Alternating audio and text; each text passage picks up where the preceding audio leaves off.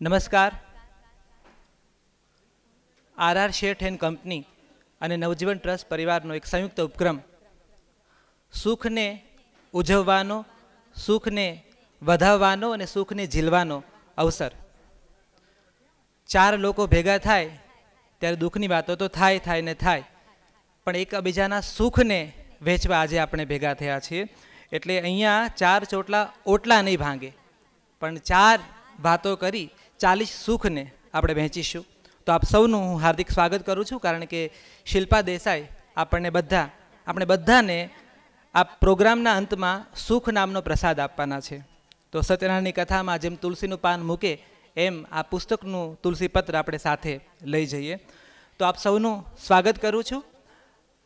સૌથી પહેલાં આ ઉપક્રમ આર શેઠ એન્ડ કંપની આ પુસ્તકના પ્રકાશક છે. એ પ્રકાશક ચિંતન શેઠ અને રતનરાજ શેઠ આજે ઉપસ્થિત નથી, કારણ કે એમને વેકેશનનો માહોલ છે અને બાળકો સાથે એડવાન્સ આ તારીખ નક્કી થયેલી, એટલે પ્રવાસ અર્થે બહાર છે. પણ એમને એક શુભેચ્છા સંદેશ ખાસ પાઠવ્યો છે મને, છે કે એ પ્રકાશકનો હોંકારો લઈ આપણે પ્રોગ્રામની શરૂઆત કરીએ.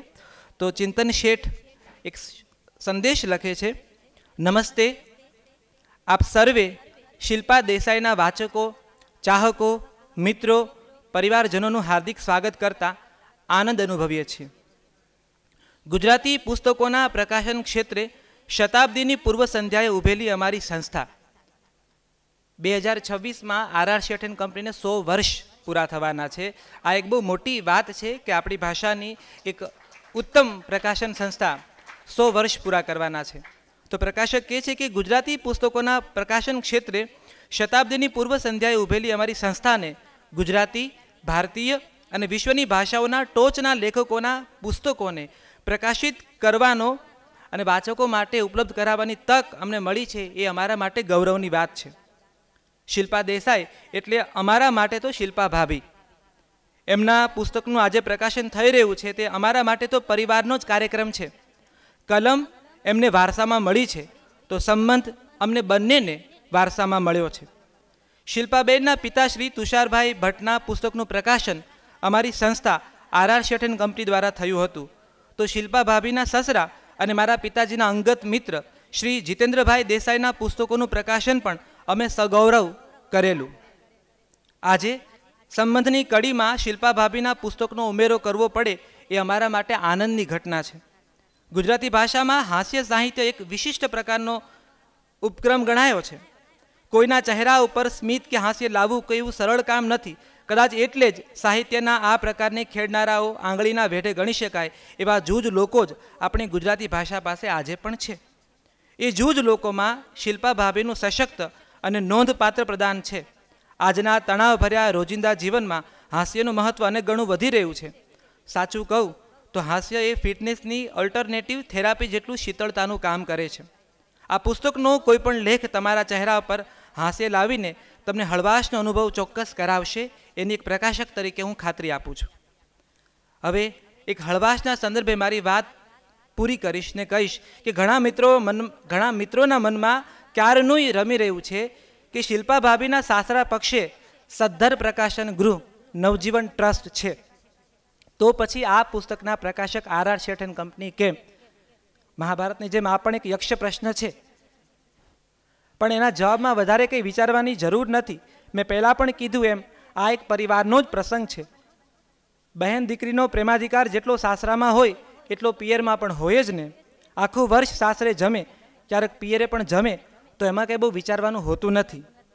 તમારે કોઈની ચિંતા કર્યા વગર માત્ર એટલું જ વિચારો કે અબ સુખ આયો રે સાભાર. ચિંતન શેઠ, આર શેઠ એન્ડ કંપની, રતનરાજ શેઠ અને ચિંતન શેઠ તરફથી લેખિકાને આ અભિનંદન પાઠવવામાં આવ્યા છે. હવે આપણે સીધા મૂળ ઉપક્રમ પર જ આવીએ. પુસ્તક પ્રકાશનની આ ઘટના અને આજનો સંગમ બહુ અદ્ભુત છે. આજે મધર્સ ડે છે. એક રીતે માતૃત્વને, માને વંદન કરવાનો અવસર છે. અને મા મોટાભાગે એવું કહેવાય છે કે જન્મ આપે એ મા, પણ સાહિત્યકારો, સર્જકો એવું કહે છે કે મા પેટથી ને મનથી વધારે બનાય છે. અને કેટલીક સ્ત્રીઓ જન્મજાત મા હોય છે.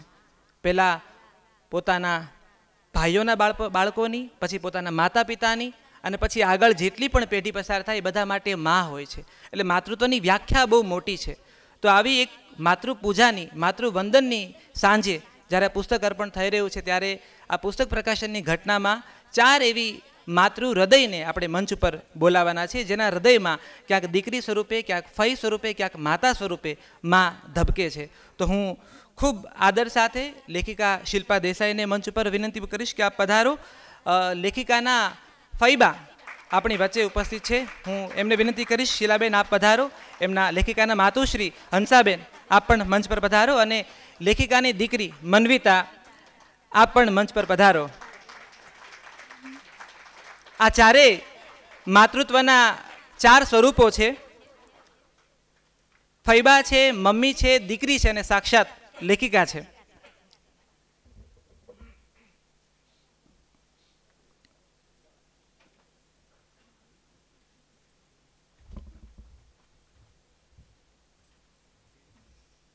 હા, બસ ખોલવાનું જ છે પુસ્તક. વિમોચનની વિધિ થઈ રહી છે. હવે તાળીઓના ગડગડાટથી અબ સુખ આયો રે, લેખિકા શિલ્પા દેસાઈ. 52 હાસ્ય લેખોનો ગુલદસ્તો, અબ સુખ આયો રે. શિલ્પા દેસાઈના માતુશ્રી, ફઈબા, દીકરી અને લેખિકા દ્વારા આ પુસ્તકની અનાવરણ વિધિ સંપન્ન થઈ રહી છે. ખૂબ ખૂબ આભાર. હવે આપ બધાને વિનંતી કે લેખિકાને છોડી આપ પોતપોતાનું સ્થાન ગ્રહણ કરો. પુસ્તક લઈ જાઓ, હવે તમારું જ છે.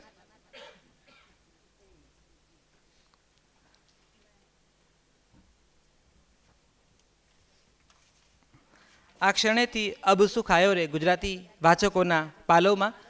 આ પુસ્તકની મૂળ જે કિંમત છે 175 રૂપિયા છે, પણ આજના વિમોચનના ખાસ પ્રસંગને ધ્યાનમાં રાખી આર.આર. શેઠ એન્ડ કંપની દ્વારા 150 રૂપિયા આ પુસ્તકની આજે કિંમત રાખવામાં આવી છે. આપ દરવાજા પાસે આ પુસ્તક પ્રાપ્ત કરી શકો છો. હવે આજના ઉપક્રમના મુખ્ય વક્તા છે સુરતથી પધારેલા જ્વલંત નાયક.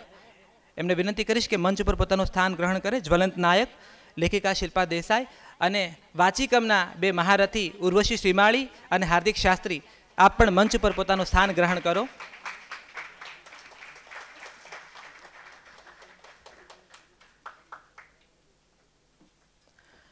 આપણે જ્યારે ગુજરાતી સાહિત્યમાં હાસ્ય શબ્દ જ્યારે બોલીએ ત્યારે કેટલાક ચહેરા મોબાઈલમાં મેસેજ એમ પોપઅપ થાય, કેટલાક ચહેરા, એમાં એક ચહેરો જ્યોતિન્દ્ર દવેનો પોપઅપ થાય, ક્યાંક રાવી પાઠક પણ પોપઅપ થાય, ક્યાંક તારક મહેતા પોપઅપ થાય, ક્યાંક વિનોદ ભટ્ટ પોપઅપ થાય, ભાગેશ ઝા પોપઅપ થાય.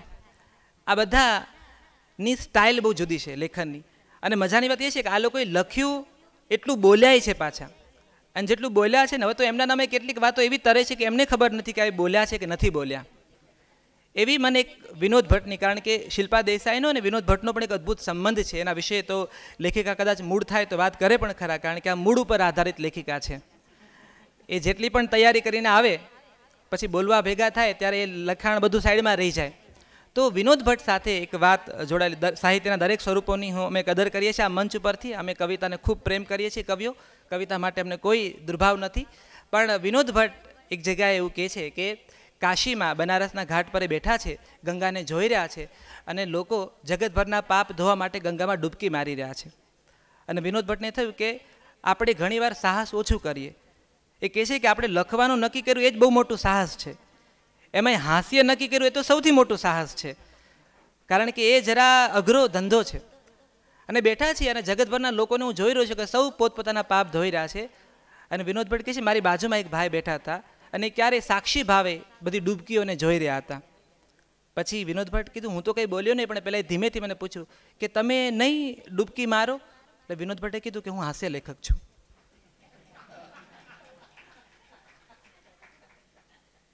એટલે પહેલાં થયું કે તો હું મારો પરિચય, હું કવિ છું. તો વિનોદ ભટ્ટ કહે તો પહેલી ડૂબકી તમે મારો. એટલે પહેલાં થોડી વાર રાહ જોઈને કીધું આમ તો હું કવિતાઓ લખું એની પહેલાં હાસ્ય નિબંધો પણ લખતો. એટલે વિનોદ ભટ્ટે કીધું કે આ બહુ અઘરી ક્ષણ હોય છે જ્યારે કોઈ કે હું પણ હાસ્ય લખું છું. તો એમણે થોડો સંયમ રાખ્યો. તમને કીધું સ્વભાવ પ્રમાણે કે હું તમને 2 લેખો સંભળાવું મારા. એટલે વિનોદ ભટ્ટ કહે છે હું ના પાડું હા પાડું એ પહેલાં એને 2 લેખો કાઢ્યા. અને મેં કીધું કે તમે એકલા આવ્યા છો? તો કે ના ના, આ મારા પરિવારજનો જે નાઈ રહ્યા છે મારા પરિવારજનો છે. વિનોદ ભટ્ટ કહે છે બરાબર. અને મારા પહેલા વાચકો છે કે સમજી શકો છો. અને પછી વિનોદ ભટ્ટકે એને એક લેખ પૂરો કર્યો મારા બેટાએ. બીજો લેખ ચાલુ કર્યો ત્યારે હું ઊભો થયો કે તમે, તો વિનોદ ભટ્ટ કીધું હવે મને લાગે છે મારે ડૂબકી મારવાનો સમય આવ્યો છે.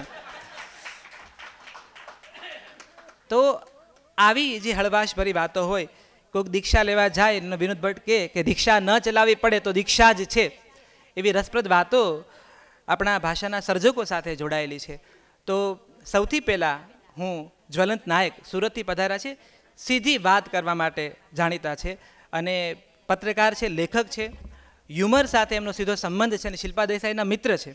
તો હું જ્વલંત નાયકને વિનંતી કરું કે આપ આવો અને લેખિકાનો અમને પરિચય આપો, કારણ કે જ્વલંત નાયકના બારીએથી દેખાતા શિલ્પા દેસાઈ બહુ જુદા છે. એટલે એમના સુરતી દ્રષ્ટિકોણથી આપણી વચ્ચે લેખિકા અને લેખિકાના આ પુસ્તકને ખુલ્લું મૂકે જ્વલંત નાયક. આભાર ભાઈ રામ. તે એવું કહ્યું ને કે હ્યુમર સાથે પણ સારો પરિચય છે, તો શિલ્પા દેસાઈ સાથે પરિચય છે એમ કીધું એટલે આવી ગયું એમાં. બહાર ધૂમ ધકતો તડકો છે, જાત જાતની સમસ્યાઓ છે, રાજકારણ અત્યારે ચરમસીમાએ છે, અને બધું તમે બહાર મૂકીને અહીંયા સરસ મજાની ઠંડીમાં આવીને બેઠા છો, એક સુખના પ્રદેશમાં આવીને બેઠા છો. તમારા બધાનું અભિવાદન. એટલા બધા જાણીતા ચહેરા છે, ભાગ્યેશભાઈ સહિતના મહાનુભાવો છે, બધાના નામ નથી બોલતો. ગંગાજી કે ઘાટ પર ભઈ સંતન કી ભીડ, એકાદ સંતનું નામ બોલવાનું રહી જાય અને સંત શ્રાપ આપે એના કરતાં તમામ સંતોને મારા નમસ્કાર. સાહિત્ય માટે આવી રવિવારની સાંજ છોડીને આવે ને ભાગ્યેશભાઈ, એટલે એક પ્રકારનું એ સંતત્વ કહેવાય આજના જમાનામાં, કે તમે ઓટીટી ને હોટલમાં જમવા જવાનું લાઈનમાં ઊભા રહીને અને એ બધી મજા છોડીને તમે સાહિત્ય માટે આવો, એટલે તમે બધા એક પ્રકારના સંત જ છો. આ તમે તાળી પાડીએ સારું કર્યું, મને ટેપ ખોલવાનો ટાઈમ મળી ગયો. ના એટલે એમાં એવું છે કે આમ તો જનરલી મોડે પણ બધું બોલી શકાય શિલ્પાબેન વિશે, કારણ કે ઘણા લગભગ એક દાયકા ઉપરાંતની દોસ્તી થઈ ને. પણ આ બેન મન્વિતાને તો ઓલરેડી ખબર જ છે ને એ આક્ષેપ કરી પણ ચૂકી છે કે તમારી પસંદગી થવા પાછળનું કારણ મને ખબર છે, કારણ કે તમે અને મમ્મી બંને એકબીજાના બેસ્ટ ફ્રેન્ડ છો, એટલે મમ્મીએ આખું એવું ફિક્સિંગ કર્યું છે કે બધું સારી સારી વાતો બહાર આવે. અને એની વાતમાં પૂરેપૂરું તથ્ય છે. કાલે હું અહીંયા આવ્યો, ભાઈ રામ સાક્ષી છે, કાલથી મને એટલા બધા પોઈન્ટ્સ લખાવ્યા છે શિલ્પાબેને કે આ બોલજે, પેલું ચૂકી નહીં જતો, આ કરજે, તે કરજે.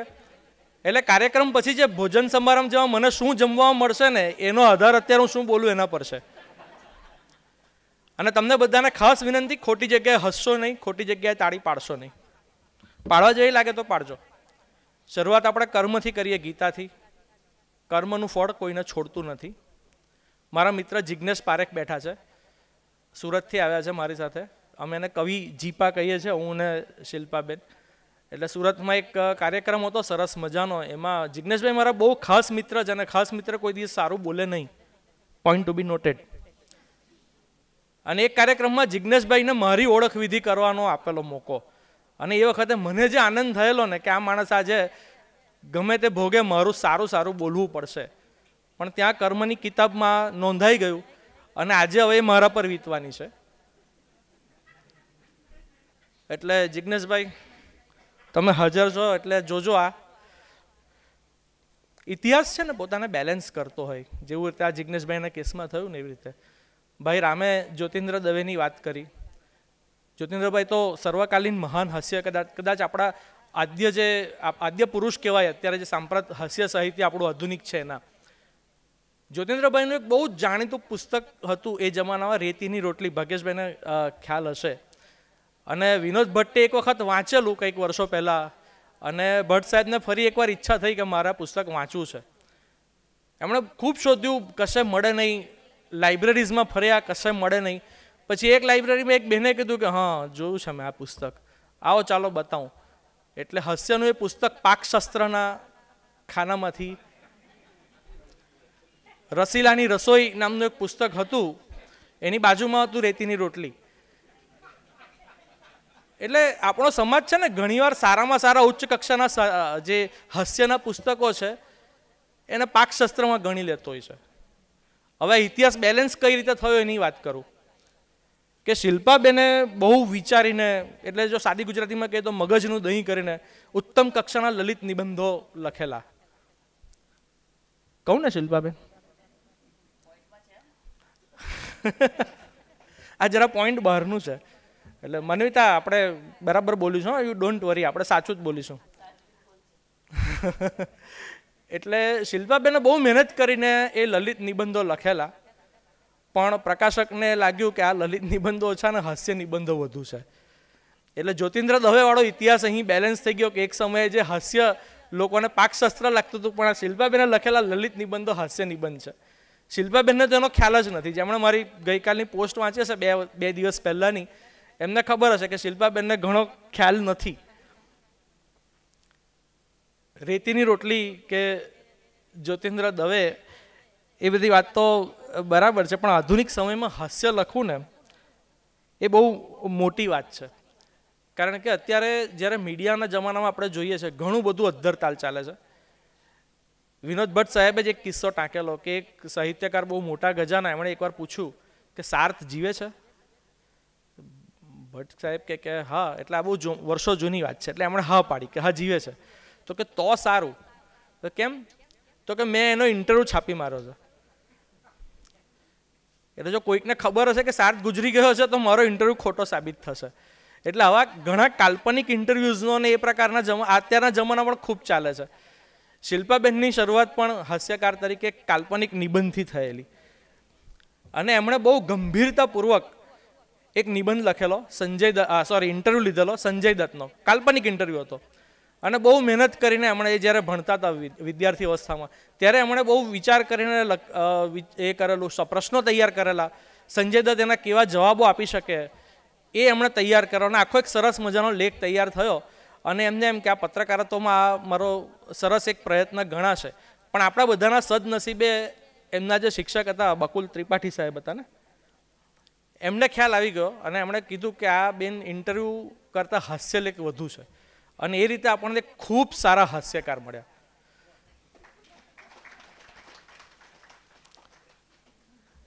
આટલા વર્ષોમાં એમણે પુષ્કળ લખ્યું છે, પણ એમની કેટલીક પિક્યુલારિટી વિશે મારે વાત કરવાની છે. સૌથી પહેલાં તો એમના ઊંહુનું ઓસડ નથી. એકવાર શિલ્પાબેન ઊંહું કહી દે ને પછી એ ક્યારેય તૈયાર જ નહીં થાય. એમાં સૌથી મોટું એક જો હોય ઉદાહરણ તો એ સ્ટેજ પર આવવાનું છે. ભાઈ રામે હમણાં કીધું કે શિલ્પાબેન પોતે સ્ટેજ પર બિરાલા છે. આ ઘટના જ એક બહુ મોટી ઐતિહાસિક ગણાય એવી છે. તમારામાંથી ભાગ્યે જ કોઈ કે શિલ્પાબેનને સ્ટેજ પર બિરાજેલા જોયા હશે. આજે તો માત્ર બિરાજા નથી, આજે બોલવાના પણ છે.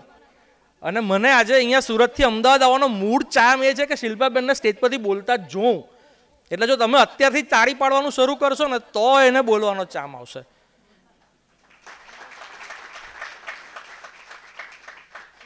એક વખત મેં એવું એક કાર્યક્રમ કરેલો કે જેમાં માત્ર ગુજરાતીમાં લગતી હાસ્ય લેખિકાઓને જ આમંત્રણ આપેલું, અને એમાં શિલ્પાબેનને પણ કીધેલું. મારા હિસાબે જો હું ભૂલ ન કરતો હોઉં તો એ કદાચ એક યુનિક કાર્યક્રમ હતો. એવો લગભગ કોઈ કાર્યક્રમ એવો થયો નથી કે જેમાં માત્ર હાસ્ય લેખિકાઓ જ હોય. અને એમાં ગુજરાતભરમાંથી હાસ્ય લેખિકા આવેલા, ગુજરાતીમાં લગતા હાસ્ય લેખિકાઓ મુંબઈથી પણ આવેલા. શિલ્પાબેન પણ આવવાના હતા, છેલ્લી ઘડી એમણે બહાનેબાજી કરી. વાત માત્ર એટલી જ હતી કે સ્ટેજ પર ચડીને બોલવા નહોતા માંગતા.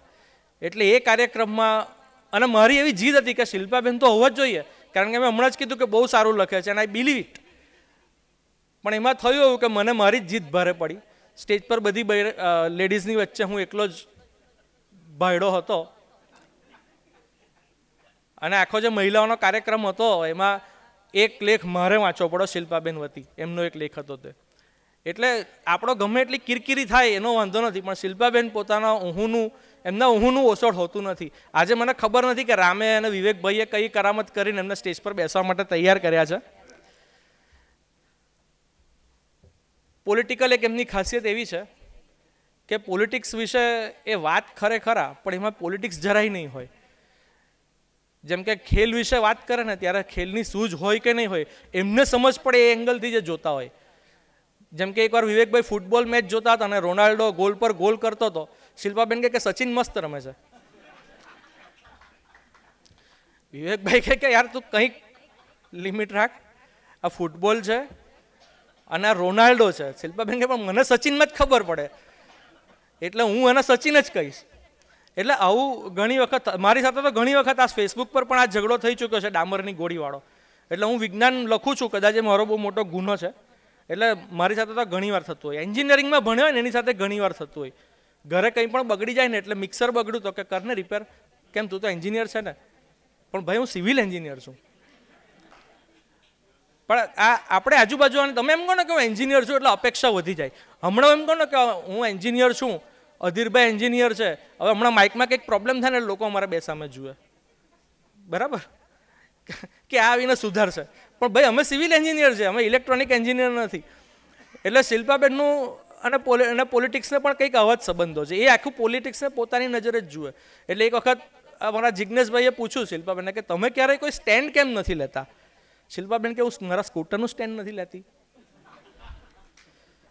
ક્યાંક જવાનું થાય તો મને પાર્કિંગ પ્લોટ મારે શોધવાનો જ નહીં હોય, મારે થાંભલો શોધવાનો હોય, ક્યાં કોઈક ઝાડ શોધવાનું હોય.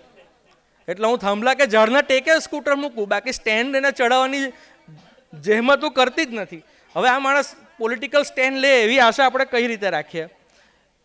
અને એટલે આ દરેક વાત કહેવામાં છે ને, જે એમનો જે હ્યુમર તમને સતત એમનો આ ટચ મળતો જ રહે. એક વખત મને વિવેકભાઈને મને હમણાં થોડાક દુબળા પાતળા લાગતા હતા. થયા છો ને મને? એટલે મેં શિલ્પાબેનને કીધું, મેં કોઈ એકદમ અચાનક એક તબિયત તો કે ના, પહેલાં એ બહારનું બહુ ખાતો તો હવે ઘરનું ખાય છે.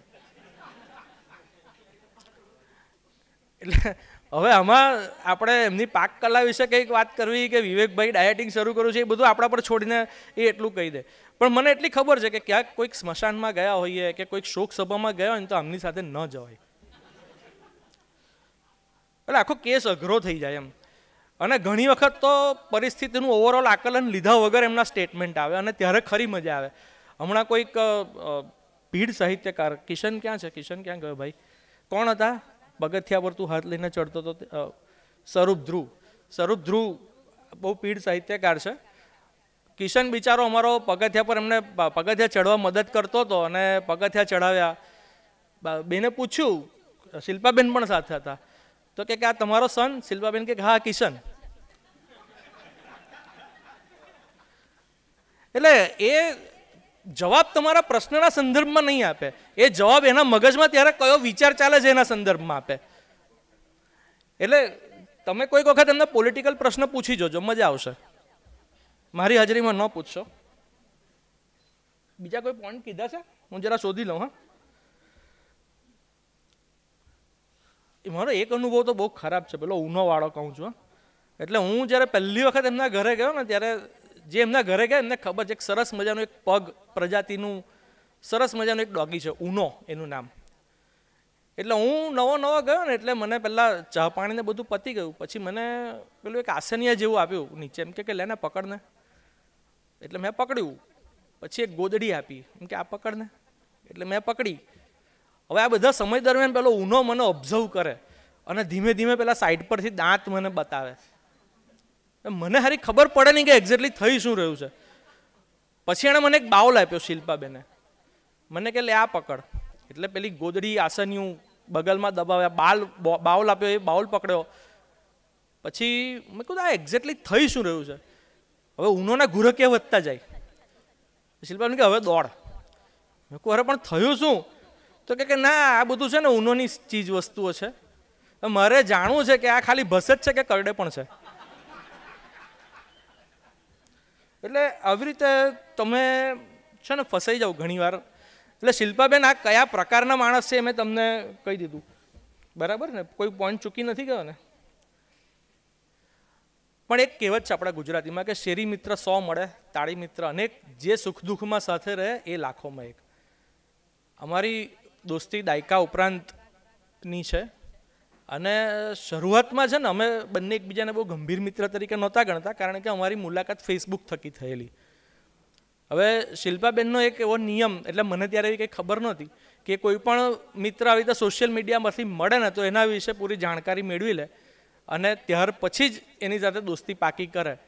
એટલે ફોન નંબરની આપણે થઈ. પછી એક દિવસ શિલ્પાબેનનો ફોન આવેલો મારા પર. હમણાં હું શિલ્પાબેન કહું છું, બાકી હું એને શિલ્પા જ કહું છું. એટલે ભાઈ શિલ્પાનો ફોન આવ્યો મારા પર. પછી 10 મિનિટ અમે વાત કરી. પછી મને ખબર નહીં, એટલે એણે રીડિંગ લીધું હશે કે ના ભાઈ માણસ, આમ તો હું જેન્ટલમેન જ છું, એટલે એમાં કોઈ શંકાના સ્થાન જ નથી. જિજ્ઞેશ પારેખ સિવાય એના બધા જ એગ્રી થશે. એટલે ત્યાર પછી શિલ્પાએ મને કીધું કે ના હવે આપણી દોસ્તી પાકી, એમ કે હું છે ને જ્યાં સુધી આવું કન્ફર્મેશન મને અમુક રીતે મળે ને ત્યાં સુધી હું કોઈ માણસને નજીક બહુ ક્લોઝ ફ્રેન્ડ બનાવું નહીં. જો કે મેં તો ત્યારે પણ નહોતી બનાવી એને, મને એમ કે હજી આ ફેસબુકની જ દોસ્તી છે ને અમારે લગભગ હાસ્યનું હુલ્લડ જ હોય ફોન ઉપર, એટલે ટાંગ ખીંચાઈને એવું જ ચાલે. પણ એક વખત એવી ઘટના બની કે એ વર્ષો આર્થિક સંકળામણના હતા મારે, એટલે આજે કંઈ નથી દૂર થઈ ગઈ એવું નથી, આજે આર્થિક સંકળામણના જ છે. પણ આ તો બોલતો હોય તો આવી રીતે બોલ્યો ને તો સારું લાગે. આ ભાગ્યેશભાઈ જેવા બોલતો હોય ને એ બધું જોઈ જોઈને હું બધું શીખ્યો છું કે એ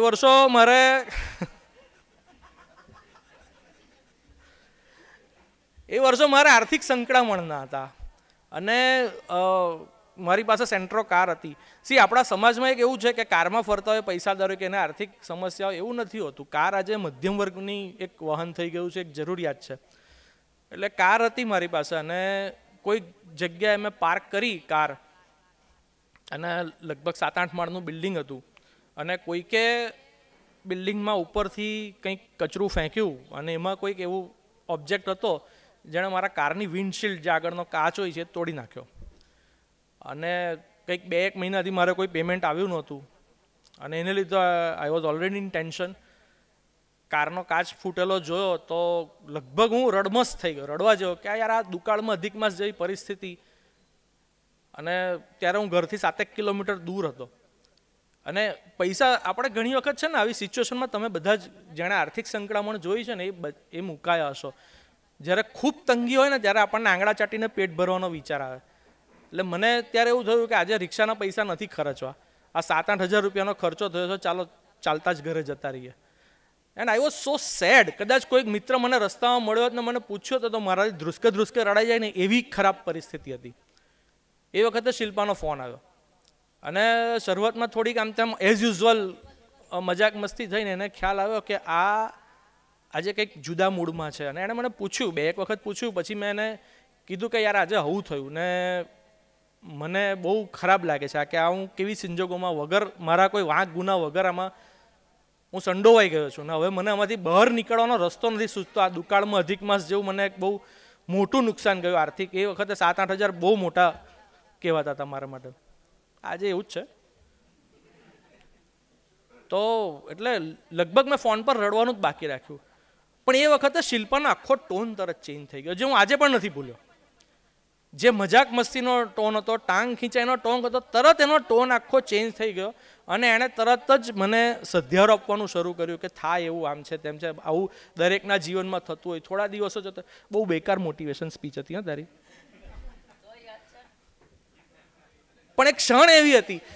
દોસ્તીમાં બધું અગત્યનું જ નથી હોતું કે તમે બહુ મહાન મોટિવેશનલ સ્પીકર હો, પણ ચલ સાલા થઈ જશે એવું કહીને ધબ્બો મારનાર દોસ્તારો ને તો એ કામ થઈ જાય ને. એ કામ તે દિવસે આણે કરી નાખ્યું. આણે મને કીધું કે યાર હું તો તને બહુ બહાદુર સમજતી હતી. એટલે આ જે ક્ષણ હતી ને ત્યારે મને થયું કે આ શેરી મિત્ર કે તાળી મિત્ર નથી, આ વ્યક્તિમાં એ તત્વ સત્વ છે કે જે તમારી બહુ ક્લોઝ ફ્રેન્ડ બની શકે. અને ત્યાર પછી તો અમારી દોસ્તી પાકી છે કે હું અમદાવાદ આવું તો એના ઘરે જ રોકાઉં. એ સુરત આ તો મારા ઘરે નથી રોકાતી અને એ સારું જ છે, કારણ કે એના ઘણા બધા મિત્રો બેસ્ટ ફ્રેન્ડ છે એવું નથી, એના સગાવાલા પણ છે, મારે સગાવાલા છે, પણ છતાં હું એના ઘરે રોકાઉં છું કારણ કે મેં પેલું આર્થિક સંકળામણ વાળું કીધું ને, મેં ના પાડી હતી. આમાં ખોટી જગ્યાએ હસતા નહીં તમે. હવે પછી તો આ સિલસિલો ઘણો અમારો ચાલતો રહ્યો અને પછી અમે માત્ર હાસ્યની જ વાતો કરીએ એવું નહીં, અમે ઘણી બધી સિરિયસ ટોપિક પર અમારા ડિસ્કશન્સ થતા હતા. સુરતમાં રેલ આવે ત્યારે શિલ્પાનો એક નિસ્બત ભરેલો ફોન. અમારા સુરતમાં 4-5 વર્ષે રેલ આવતી જ હોય છે, જેને ખબર હશે સુરતનું તેને. એટલે અમારા 4-5 વર્ષે એ સ્થિતિ થઈ જ જાય કે વોટર લોક થઈ જાય ઘણા બધા એરિયાઝ. અને ત્યારે શિલ્પાનો અચૂકપણે ફોન આવે. મારા પિતા ગયા કોરોનામાં ત્યારે પણ એણે પૂરેપૂરી, એટલે મને ખબર પડતી હતી કે કાળજી લે છે કે હું મેસેજ વાંચું છું કે નહીં. મને બહુ ખરાબ ટેવ છે વોટ્સઅપ પર મેસેજ નહીં વાંચવાની. અને હવે કંઈક સમસ્યામાંથી હું ગુજરતો હું ત્યારે તો એ ખાસ ફોન કરીને થોડા દિવસે પૂછે કે અલા જીવે છે કે ગયો. દોસ્તો આ રીતે જ પૂછે, પણ એ જે નિસ્બત છે ને એ મને હંમેશા સ્પર્શી જાય છે. એમાં ઘણીવાર એકવાર તો મીડિયાએ પેલું એક મર્ડર કેસ થઈ ગયો ને સુરતમાં, હું પત્રકાર છું અને આવી રીતે કંઈક ચુનાવનું પેલું હતું અને ગુજરાતના બહુ મોટા નેતા છે, એના ભત્રીજો અમારા સુરતમાં કોર્પોરેટ રહી ચૂક્યો છે અને એના બ્રધરનું કોઈક બીજા બિન રાજકીય કારણોસર કંઈક હત્યા થયેલી, અને મીડિયામાં તો તમને ખબર છે મીડિયા આખી રજૂઆત કેવી રીતે થશે કરે કે વાતમાં કંઈ લેવાનું નહીં હોય, કે બનેવીએ સાડીને એવું કહ્યું કે રિશ્તો થયો શર્મસાર, ગુજરાતીની તો હત્યા કરી નાખી હોય. પછી તમે વાંચો નાખું તો ખબર પડે કે 85 વર્ષના સાડી હતા, 80 વર્ષના બનેવી હતા, અને સાડીએ 10,000 રૂપિયા માંગ્યા તો બનેવી આપણને ના પાડી કે મારાથી અપાય એમ નથી. એમાં પેલા ટાઇટલ આખું આવું માર્યું હોય. એટલે હવે આ જે સમાચાર હતા ને, જે પેલું મર્ડર થયેલું, જેને પોલિટિક્સ કે કશા સાથે કંઈ જ લાગતું ઓળખતું નહીં હતું, પણ શિલ્પાએ આવું કંઈક ટાઇટલ વાંચ્યું હશે અને તરત એને એની નિસ્બત જાગી કે ભાઈ તું જ્યાં હોય ત્યાંથી ઘર ભેગો થઈ જા, સુરતમાં ધમાલ થાય એવું છે, છાનો માનો ઘર ભેગો થઈ જા, કે સુરતમાં મેં કહું ના ભાઈ કશું નથી થયું, આ એક બિન રાજકીય હત્યા હતી. એટલે પણ આ પ્રકારની નિસ્બત હોય ને એ અંદરથી આપણને, આજે ભલે આપણે હસવા બોલીએ છીએ, પણ જ્યારે કોઈક તમારી આવી ઝીણી ઝીણી કેર કરે ને ત્યારે એ વસ્તુ તમને ગમતી હોય છે. આજે મધર્સ ડે છે અને KGF તમે બધાએ જોયું હશે, એમાં મહાકવિ રોકીભાઈ એવું કહી ગયા છે કે માં સબસે બડા યોદ્ધા હોતી હૈ. આ વાત બિલકુલ સાચી છે. તમે જોશો કે જ્યારે ઓફિસ અવર્સ પૂરા થાય ને ત્યારે પુરુષો બધા પાનના ગલ્લે જશે, ચાની ટપરીએ જશે, એક હાથ ઊંચો કરીને બીજા હાથે બરડો વલુરતા પૂછશે શું લાગે છે બોસ મોદીનું આ વખતે. પણ તમે ક્યારે કોઈ સ્ત્રીને આવી ચિંતા કરતા જોઈ? સાહેબ એની પાસે સમય જ નહીં હોય. ઓફિસમાંથી છૂટીને એણે સીધો ઘરનો બીજો મોરચો સંભાળવાનો હોય. મોદીએ જે કરવું એ કરે કે બીજા કેજરીવાલે જે કરવું એ તે કરે, એણે એના ઘરનો મોરચો સંભાળવાનો છે અને એટલા માટે એ યોદ્ધા છે. આપણે બધા ભાઈઓ કેવા છે, ઓફિસના કામ કરીએ કે આપણો બિઝનેસ કરીએ, રૂટીન વર્ક કર્યા પછી આપણે ફ્રી થઈએ છીએ. સ્ત્રીઓ ક્યારેય ફ્રી નથી થતી. એ સૌથી મોડી સૂવે છે અને સૌથી વહેલી ઉઠે છે, અને એ દરમિયાન જુદા જુદા મોરચે સતત લડતી જ રહેતી હોય છે. આપણે બધા જ આપણા ઘરોમાં જોઈ છે સિચ્યુએશન. અને એટલા માટે મને ચંદ્રકાંત બક્ષી વારંવાર યાદ આવે કે એમણે લખેલું કે સ્ત્રી જે રૂપિયો કમાય છે ને એની વેલ્યુ 200 પૈસાની છે, ભાગ્યેશભાઈ. અને આ વસ્તુ બહુ જ સાચી છે. અહીંયા રૂપિયોની કિંમત એટલે જે આપણે રૂપિયામાં આંકીએ છીએ એ કિંમત નહીં, પણ એની ઇમોશનલ વેલ્યુ. પુરુષ જે રૂપિયો કમાય છે 100 પૈસાનો છે, તો સ્ત્રીએ કમાયેલો રૂપિયો 200 પૈસાનો છે. અને હું બક્ષી બાબુની વાતને આગળ ધપાવતા એવું કહીશ કે શબ્દ બાબતે પણ એટલું જ સાચું છે કે જો પુરુષે લખેલા એક શબ્દની કિંમત જો 100 પૈસા થતી હોય ને, તો સ્ત્રીએ લખેલા એક શબ્દની કિંમત 200 પૈસા થવી જોઈએ.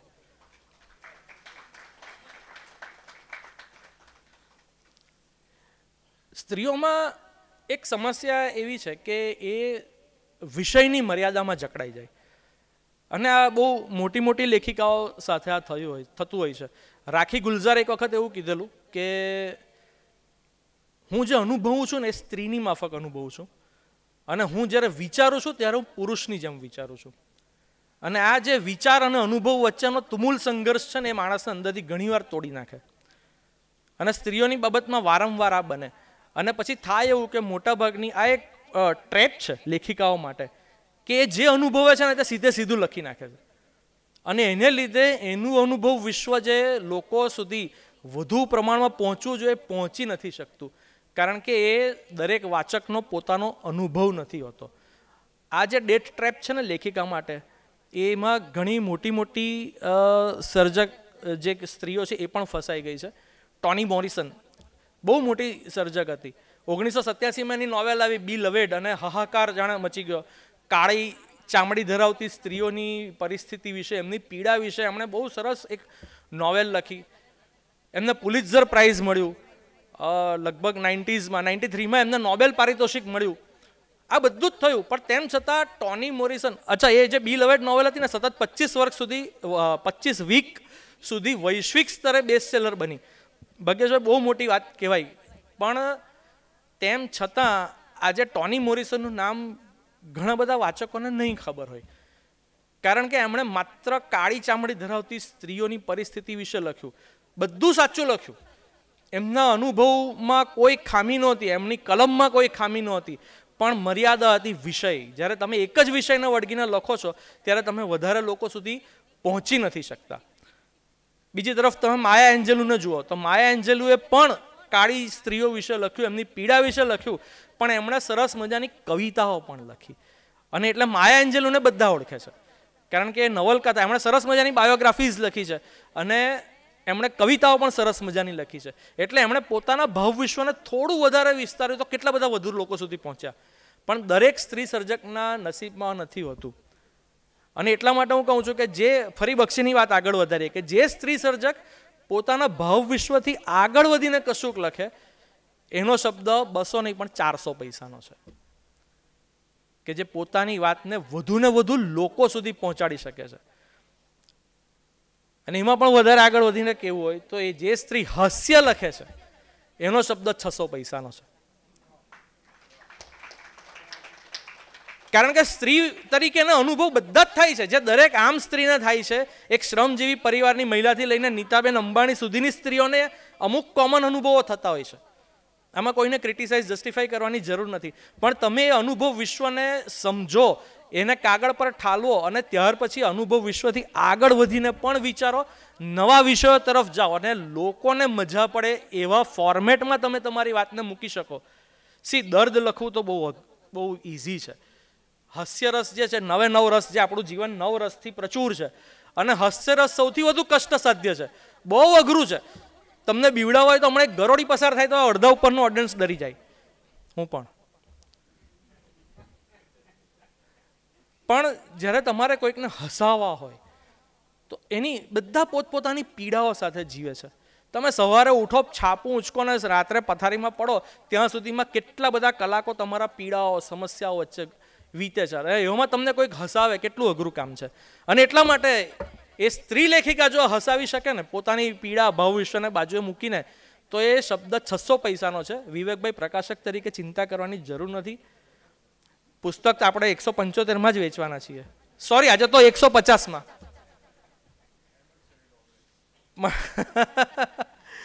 પણ આ જે વાત થાય છે 600 પૈસાવાળી, એ ઇમોશનલ વેલ્યુની વાત થાય છે. અને એમાં શિલ્પાબેને બહુ સરસ, અચ્છા બીજી એક વસ્તુ, આ એક સારો પોઈન્ટ ખરેખર છે ના, તે નથી લખ્યો પણ મારે કેવો છે. બિલકુલ, એ માત્ર સારી હાસ્યકાર નથી, એ ખૂબ સારી પત્રલેખક પણ છે. પત્રલેખનનું એક પુસ્તક છે ને, લાગણીની, અક્ષરની લાગણી યાત્રા, એટ પોસ્ટ અક્ષરની લાગણી યાત્રા. સાહેબ, આ વ્યક્તિ જો હિન્દીમાં લખતી હોત ને તો તુમ્હારી અમૃતા કક્ષાનું એક નાટક થયું હોત એની આ પત્ર નોવેલ ઉપરથી. એટલું સારું લખ્યું છે. અને સૌથી મોટી વાત છે, એ જો એ પત્રલેખન બહુ સારું કરી શકે, એ લલિત નિબંધો, ખરેખર મેં આ મજાકમાં કીધું પણ લલિત નિબંધો એ ખૂબ સારા લખી શકે. એ કંઈક ડ્રાફ્ટિંગ મેં જોયું છે, એનું ડ્રાફ્ટિંગ પણ ખૂબ સારું છે, એ પણ બહુ સારું કરી શકે છે. કાર્ટૂન્સ, કેરિકેચર્સ સારા દોરી શકે છે, કે જેમાં કંઈક વાત હોય, કંઈક હ્યુમર તો એ કરે જ છે, પણ હ્યુમરમાં પણ પાછા હાસ્ય નિબંધ પણ લખી શકે અને વન લાઇનર પણ લખી શકે. વન લાઇનર પાછા અગેન એક આખું એક નવું જ જોનર છે, એવું કહું તો ખોટું નથી. અને આ બધું જે બહુ સારી રીતે કરી શકે, અને આ બધું એ પોતાની જાત સાથે વફાદાર લઈને કરે. કારણ કે જ્યારે હ્યુમર લખતી હોય ને, એનું હ્યુમર વાંચીને તમે કલ્પના નહીં કરી શકો કે આ આટલા સરસ પત્રો પણ લખતી હશે. અને તમે એના પત્ર વાંચો ત્યારે તમને એવું કલ્પનામાં પણ નહીં આવે કે આ તો એક હાસ્ય લેખિકા છે. અને હમણાં હું ગયો તો વળી કંઈ ગિટાર પડેલું હતું સોફા પર ઘરે, એટલે મને ધ્રસકો પડ્યો કે હવે 3જું પુસ્તક, 4થું, 5મું પુસ્તક આવશે ત્યારે આપણને બોલવાનો મોકો જ નહીં મળે. શિલ્પાબેન જાતે જ અહીંયા સોફા પર ગિટાર વગાડીને ગાઈને આખું વિમોચન કરાવડાવશે. ગિટાર શીખે છે એટલે કંઈક બાકી રાખો પણ. એટલે હવે હું વધારે કહીશ ને, મને તો કોમ્પ્લેક્સ થઈ ગયો, પણ હવે હું વધારે બોલીશ ને તો તમને કોમ્પ્લેક્સ થઈ જશે કે એક જ વ્યક્તિ આટલું બધું કરે તો આપણે શું કરવાનું? આપણે તાળી તો પાડી શકીએ ને યાર. સો ફ્રેન્ડ્સ, એન્ડમાં મારે એટલું જ કહેવાનું છે. અને હા, એ બીજી એક ખાસ વાત, એક સરસ ઉપક્રમ આજે એણે જે રાખ્યો છે ને, કે મધર ડેના દિવસે એણે પોતાની માતા, દાદી અને ફોઈબા, આ ત્રણને જે પોંખી છે ને, મને એ ખરેખર મને હૃદયને બહુ સ્પર્શી ગયું. કે ખાલી Mother's Day, happy Mother's Day, happy Mother's Day કર્યા કરવું, કે ભાઈ સરસ મજાના જે કોન્ટેક્ટો એના ઇનબોક્સમાં જઈને હેપી વિમન્સ ડે કર્યા કરવું. ઘરની સ્ત્રીઓને પૂજો ને ભાઈ, હેપી વિમેન્સ ડે. તમે આખા ગામની સુંદર સ્ત્રીઓને કહો એના કરતાં ઘરે પત્નીને કહો ને કે લાવ આજે થાળી વાળકા હું માંજી નાખું. એટલે આ જે વસ્તુ છે, મૂળ જે કરવાનું છે તે આ છે. એણે ઘરની પોતાની નજીકની 3 સ્ત્રીઓને પોંખી છે, એ માટે વંદન દોસ્તને. અને બાકી મારે એ જ કહેવાનું છે તમને કે બહાર પુષ્કળ સમસ્યાઓ છે જીવનમાં, એટલે અંદર બહાર સબ ઘર મેં હે પ્રોબ્લેમ, બહાર હે પ્રોબ્લેમ. કવિ બચ્ચન સાહેબનું ગીત હતું, એટલે કવિનું નામ ખબર નથી, આપણને બચ્ચનનું જ ખબર છે યાર. તો બધે પ્રોબ્લેમ જ પ્રોબ્લેમ છે, પણ આપણે એ બધાથી ડરવાનું નથી, કારણ કે દુઃખ ભરે દિન બીતે રે ભૈયા, અબ સુખ આયો રે. Thank you.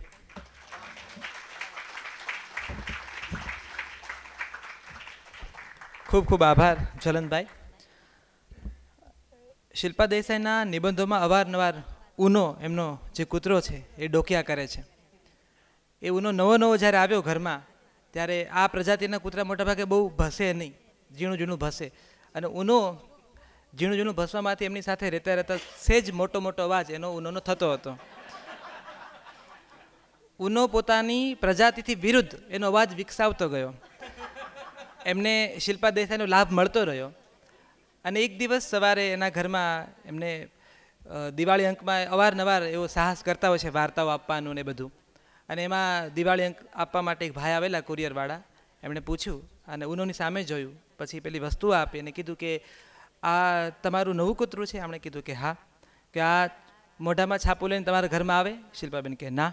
કે દૂધની થેલી મોઢામાં લઈને આવે? શિલ્પાબેન કે ના. તો કે અમારે એક ટ્રેનિંગવાળા છે, એ આ કૂતરાને થોડા દિવસ મોકલો, એવી ટ્રેનિંગ આપશે કે એ કૂતરું જાતે બધું લઈને આવશે. એટલે શિલ્પાબેન એની સામે જોઈને કીધું કે બરાબર છે, પણ કે એના માટે આટલા પૈસા થશે.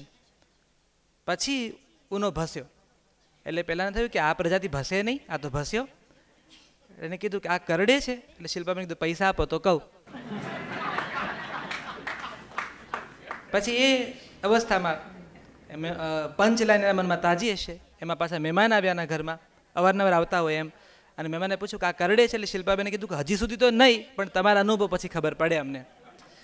અને એ આ પુસ્તકની ભાષામાં એ હ્યુમર મળે છે, ને હિન્દી માટે એને વિશેષ પ્રેમ છે. અમારા હિમાંશુભાઈ એવું કહે છે કે જ્યારે શિલ્પાબેન ને રામબે ઇંગ્લિશ બોલતા હોય ને ત્યારે ખરેખર ઓલ ધ બેસ્ટ કહેવાની ઈચ્છા થાય અંગ્રેજીને, પણ શિલ્પાબેન જ્યારે હિન્દીમાં ગુજરાતી સાથે હિન્દીને એના લેખોમાં લઈને આવે છે, એ સાથે એના બહુ સારા અનુભવો છે. પોતે આમ તો દિલ્હીમાં એની આખી જે કુમારિકા જે એની અવસ્થા હતી એ દિલ્હીમાં દાદા સાથે વીતી છે, પણ હિન્દી માટે વિશેષ પ્રેમ છે એને. તો એના ઘરમાં એકવાર એમનું હીટર ખરાબ થયું અને કારીગર આવ્યો, અને સમસ્યા શું હતી તો કે જે હીટર છે પાણી ગરમ બરાબર કરે છે કે નહીં. અને આમની પાસે ખૂબ આત્મવિશ્વાસ છે શિલ્પાબેન પાસે. અને એ દિવસ એવું હતું કે વિવેકભાઈ પણ ઘરે નહોતા અને કોઈ નહોતું, ને મનવિતા પણ નહોતી. ને પેલા ભાઈ કારીગર આવ્યા અને એણે કીધું કે प्रॉब्लम क्या है? એટલે શિલ્પાબેન એને બહુ શિદ્દતથી સમજાવવાનો પ્રયત્ન કર્યો કે ये हीटर पानी गरम तो करता है પણ દજાડતા નહીં है. પેલો કારીગર સમજે, કારણ કે એની ડિક્શનરીમાં દજાડતા નહીં એનો શબ્દ હતો જ નહીં. પછી અંતે ઘણો સમય સમસ્યા ચાલી. શિલ્પાબેન અડીને કહે છે કે દજાડતા નહીં है, ગરમ તો હોતા है, દજાડતા નહીં है. પછી હિમાંશુ પંચાલ ઓન બોર્ડ આવ્યા અને પેલા કારીગરને સમજાવ્યું. હમણાં એના ઘરે રિનોવેશનનું કામ ચાલતું હતું, તો એણે બહુ એકદમ આત્મવિશ્વાસપૂર્વક કારીગરોને કીધું કે પાઠ સીધી કરકે આડી લે લો, અંદર આ જાયગી. તો આ એના નિબંધોમાં આ વાત સતત આપણી વચ્ચે આવે છે. હવે મને છે કે મેં વાત જ કરી ભાષાની, મેં વાત કરી એમના ઇન્ટરવ્યૂ, એ ઇન્ટરવ્યૂ લેવાની કળા ઉપર એમણે લેખો કર્યા છે. તો આપણે હવે એનો અનુભવ જ સાક્ષાત લઈએ. તો ગુજરાતી ભાષામાં જે સાહિત્ય સર્જાય છે એ સાહિત્ય હવે ઓડિયો ડ્રામેટાઇઝેશન ફોર્મમાં અદ્ભુત રીતે જલસો નામની એપ્લિકેશન ઉપર અપલોડ થાય છે. આ એપ્લિકેશનમાં અદ્ભુત વાર્તાઓ છે અને એનું વાંચીકમ બહુ સુંદર રીતે થાય છે. નૈશત પુરાણી અને એની ટીમ આ અદ્ભુત રીતે આ કામ કરે છે. બે આપણી વચ્ચે મંચ પર બે મહારથી છે. ગુજરાતી રંગભૂમિના આ બંને બહુ અદ્ભુત પોંખાયેલા અભિનેતા અભિનેત્રી છે. એમને અભિનય કરતા સ્ટેજ ઉપર જોવા એક લાવો છે. તો સૌથી પહેલાં હું ઉર્વશી શ્રીમાળીને વિનંતી કરું. મંચ ઉપર અદ્ભુત અભિનય કરે છે, અવાજ એનો એકદમ કોયલ જેવો અવાજ છે. ને એ વાંચીકમ જ્યારે કરતી હોય ત્યારે તમને થાય કે લખાણ 4 ચાસણી ઉપર ચડી આપણા સુધી પહોંચે છે. તો આવો ઉર્વશી શ્રીમાળી, અમારી સામે શિલ્પા દેસાઈ લિખિત અબ સુખ આયો રેમાંથી કેટલાક તમને ગમતા લેખોનું વાંચીકમ કરો. ઉર્વશી શ્રીમાળી.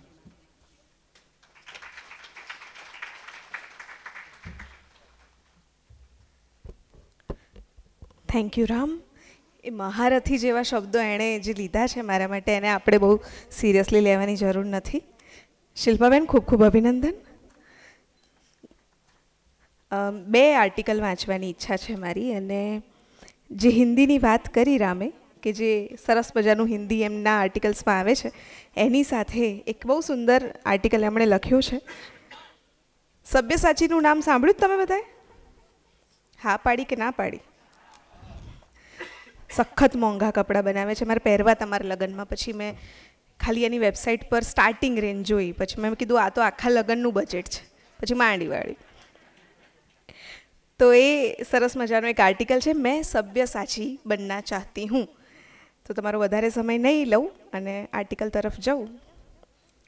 તો શિલ્પાબેન એવું લખે છે કે થોડા સમય પહેલાં અમે અમારા પ્રિય સુખાસન પર ઝૂલતા ઝૂલતા આકાશ દર્શન કરી રહેલા. આમ જ કોઈ કારણ વિના અમે મોબાઈલ ઊંચકીને ફેસબુક જોવા માંડ્યા. ખાસ કંઈ નવું ન હતું, પણ અચાનક જ મનિયાની કંપનીની એક પોસ્ટ નજરે પડી. મનિયો એટલે મનીષ મલ્હોત્રા. મનિયો અમારો મિત્ર છે, એને બરડે ધબ્બો મારીને ક્યાં મરી ગયો હતો આટલા દિવસ, એટલું પૂછવા જેટલી તો નથી, પણ હા ઘરે બધા મજામાં, આટલું પૂછવા જેટલી મૈત્રી તો ચોક્કસ છે જ. ને અમારા મતે સભ્યા કરતાં મનીષની ડ્રેસ ડિઝાઇન સેન્સ સારી છે. સભ્યો એટલે સબ્યસાચી. બહુ જ મોંઘા ડિઝાઇનર કપડાં બનાવે સભ્યો. અમને એમ થાય કે આટલા મોંઘા કપડાં વેચે છે તે આટલા બધા પૈસાનું કરતા શું હશે હારાઓ. Whatever. અમને ડિઝાઇનર કપડાં ભણી લગાવ છે, એટલે અમે આવા બધા સેલેબ્સ કહેવાય ને એવા ડિઝાઇનરોની ડિઝાઇન જોતા હોઈએ છીએ. Nothing wrong, right? એક તો ભારતમાં કેવી ડિઝાઇન્સ ચાલે છે એની ખબર પડે, ને બીજું કે સમય પણ જાય. એટલે એમાંથી જ અમને ફેશન ડિઝાઇનર બનવાની હોશ થઈ. ને તાત્કાલિક જ ફેશન ડિઝાઇનર બનવા માટે શું શું કરવું પડે તેનું ગૂગલ સર્ચ કર્યું. જોકે એક ક્રાઇટેરિયામાં અમે સેટ નહોતા થતા, પણ અમે એકવાર જે નક્કી કરીએ ને એ પાર પાડીએ જ. અમારામાં ખામી કહો કે ખૂબી કહો, જે છે જેની કોઈને ખબર નથી, કારણ કે પ્રશંસા બાબતે અમે આત્મનિર્ભર છીએ. એવું શું છે કે આપણે જ આપણા વખાણ કરવાના હે? વોટેવર. અમારી આ હોશનું બાળમરણ થાય તે તો કોઈ કાળે અમને મંજૂર જ ન હોય. એટલે અમે ફટાફટ યુટ્યુબ પર દોરા, ધાગા ને સાદી સિલાઈ ને જાત જાતના મટીરિયલ ને બધું જોવા માંડ્યા. ખાસી વાર બધું જોયા પછી એમ લાગ્યું કે જેમ સ્વિમિંગ શીખવું હોય તો પાણીમાં પડવું જ પડે, એમ સિલાઈ શીખવી હોય તો સિલાઈ મશીન તો આણવું જ પડશે. ને પછી એકવાર સમજ પડી જાય એટલે આપણે મનિયાની કોમ્પિટિશન તો નથી કરવી, પણ સભ્યાને તો કાંટે કી ટક્કર આપવી જ. કંઈ નહીં, બસ એમ જ. એક મસ્ત મજાનો ફેશન સ્ટુડિયો લોન્ચ કરીશું. ઉદ્ઘાટન મનીષ મલ્હોત્રાના વરદ હસ્તે કરાવીશું. મિત્ર હોય તો કંઈ જાહેરમાં એ મનિયા એવું થોડી કહેવાય.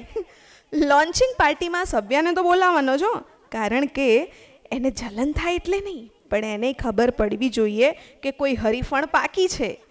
ને હરીફને ઊંઘતો ઝડપવો એના કરતાં એને ખબર હોય તો હરીફાઈની વધારે મજા આવે. I like changes you know. ને પછી તો આપણે લેક્મે ફેશન વીકમાં ભાગ લઈશું. ને પછી અપના ભી નામો નિશાન તો હો, જુદા જુદા શહેરોમાં રેમ્પ વોક યોજીશું. ને એમાં જે નફો થાય તે વળી પાછો મટીરિયલ અને લેબરમાં રોકીશું. આપણા વિષય સ્થાનિક ને રાષ્ટ્રીય અખબારોમાં લેખો આવશે, ને આપણે એને અખબારમાં ફેશનને લગતી લેટેસ્ટ માહિતી આપતી કોલમ લખીશું. ફેસબુક ને ઇન્સ્ટા જેવા સોશિયલ મીડિયામાં આપણા નામની પાછળ ભૂરી ટીક લાગશે. ને આ ભૂરી ટીક ગમે તેવા પાતળા માણસનું પણ વજન વધારી દેવા સક્ષમ છે. અમે સિલ્ક કરતાં કોટન વેર પર વધારે કામ કરીશું, કારણ કે અમારા સ્ટુડિયોમાં એટલે અમે કોટન વેર જ રાખીશું. સ્ટુડિયોના એક ખૂણામાં હાથશાળ મૂકીશું, ને એમાં કંઈક આ લાઈવ ડેમો જેવું ચાલતું હોય ને એવું ગોઠવીશું. એ બારણે આપણા આર્ટિસ્ટને એક્સપોઝર મળે હે. સૌનો સાથ સૌનો વિકાસ. આવો ક્રાંતિકારી વિચારતા વિચારતા અમે તો મોબાઈલમાં જુદા જુદા જાત ભાતના ફીચર્સવાળા સિલાઈ મશીન જોયા, પણ કિંમતની વાત આવે ત્યાં અમે જરા પાછા પડીએ. ફીચર્સમાં કંઈ ખાસ જુદું ન પડે, પણ બ્રાન્ડ માય ફ્રેન્ડ બ્રાન્ડ કહેવાતી સારી કે ખરેખર સારી કંપનીના સિલાઈ મશીન વધારે પડતા મોંઘા લાગ્યા.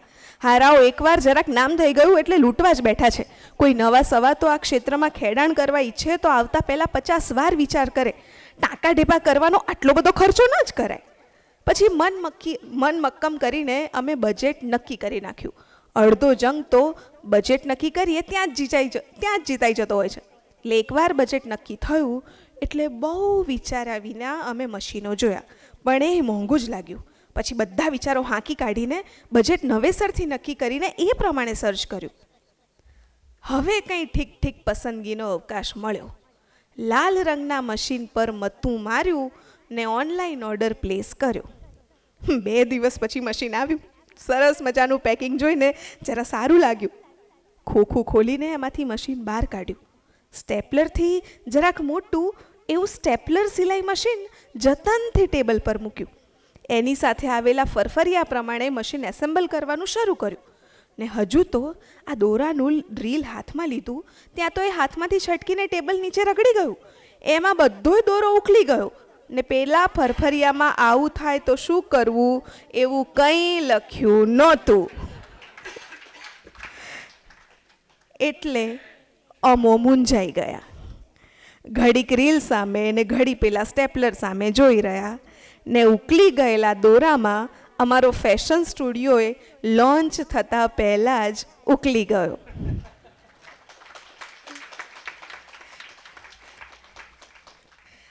સારું છે આ ચાલ્યું નહીં. નહીં તો જે રીતે શિલ્પાબેન સફળ થાય છે, સવ્યસાચીના બદલે અત્યારે શિલ્પા સાચી ચાલ્યા હોત. અને હા, હમણાં મેટાગાલામાં એ જ ગયા હોત અહીંયા સુધી હાર પહેરીને.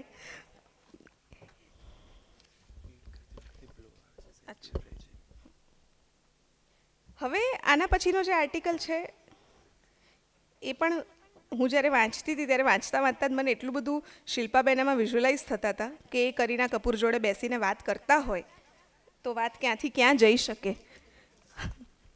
આર્ટિકલ છે કરીના તુમ કબ आओगी. તો શરૂઆત એની આમ જ થાય છે કે સુખાસન એ એમની કોઈક ગમતી જગ્યા છે કે જ્યાં બેસીને આકાશ જોવે છે, તારા જોવે છે, એમનો હિંચકો છે, પંખી જોવે છે. આ સુખાસન પર બેસીને જ મોટા ભાગનું આમાંનું લખાયું છે. એટલે એનો ઉલ્લેખ જે વારે વારે આવે છે, આ સુખાસનની મુલાકાત આપણે બધાએ લેવી જોઈએ. કદાચ આપણા બધામાં જે લેખક છુપાયેલો છે એ ત્યાં બેસવાથી જાગી ઉઠે. પણ કરીનાને જ્યારે એમણે અમદાવાદ બોલાવી એ પછીની વાર્તા સાંભળીએ કે ગયા બુધવારે અમે આમ જ સુખાસન પર બેસીને અવકાશ દર્શન કરી રહેલા અને મોબાઈલ રણક્યો. અમે 2-3 રિંગ તો વાગવા જ દીધી.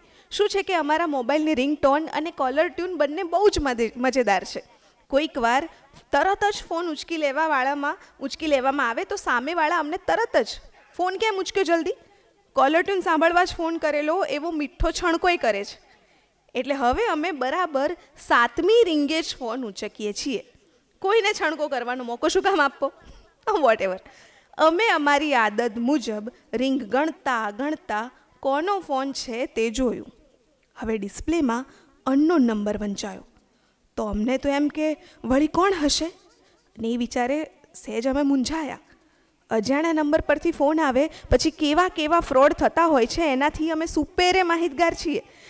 આપણી બધી માહિતી, બેંક એકાઉન્ટ સહિતની બધી માહિતી ઘડીના 6ઠ્ઠા ભાગમાં ફોન કરનાર પાસે પહોંચી જાય એવા સમાચારો વોટ્સઅપ અને યુનિના બુલેટિનોથી ખબર છે. હવે જોખમ લેવું કે ન લેવું એવી મૂંઝવણ થઈ.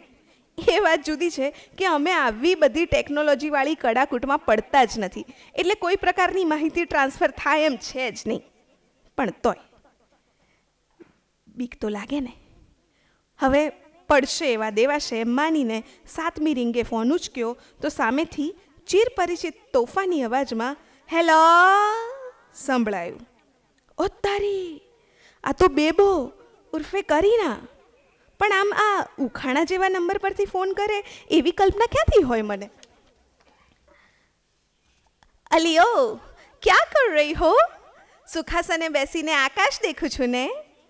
एक तो ऐसे नवे नवे नंबर पे से फ़ोन करती हो, कोई भी सज्जन घबरा जाता है कहीं किसी डॉन का फ़ोन तो नहीं होगा ने.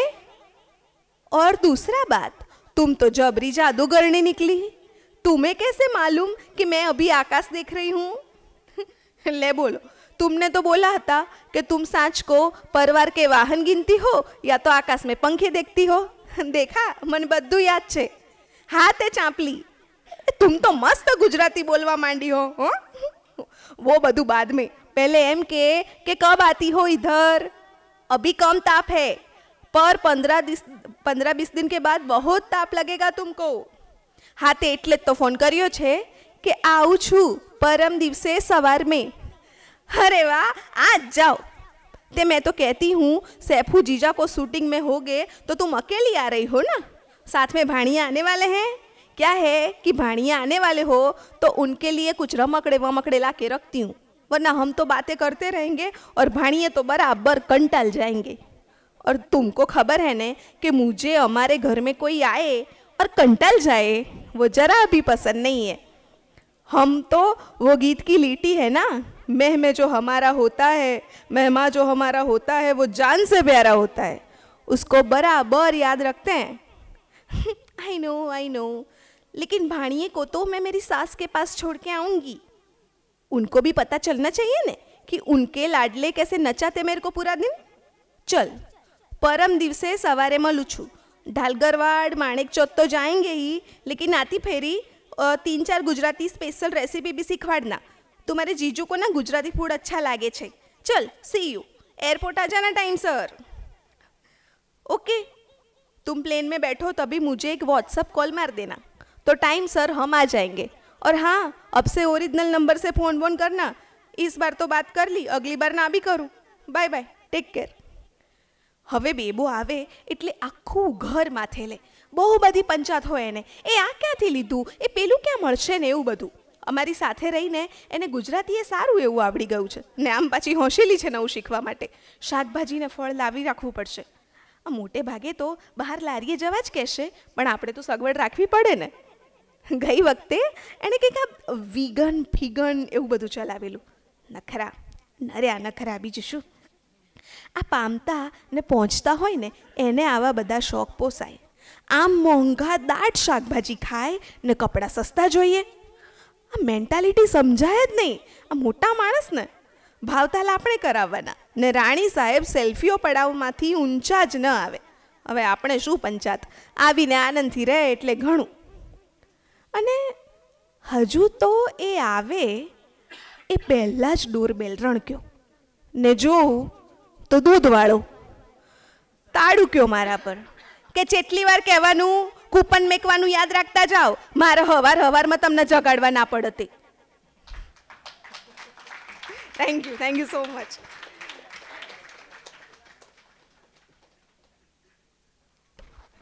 Thank you Urvashi. ઉર્વશી નાટકમાં અભિનય કરે છે અને અદ્ભુત નાટક પરફોર્મ કરતા હોય છે. જ્યારે વાર્તાઓ વાંચતા હોય છે ત્યારે પણ ઉર્વશીનું એક જુદું રૂપ અમને જોવા મળે છે. હાર્દિક આપણી વચ્ચે છે, હાર્દિક શાસ્ત્રી. કારખાનું નામની એની ગુજરાતી ફિલ્મ પણ હવે રિલીઝ થવાની છે.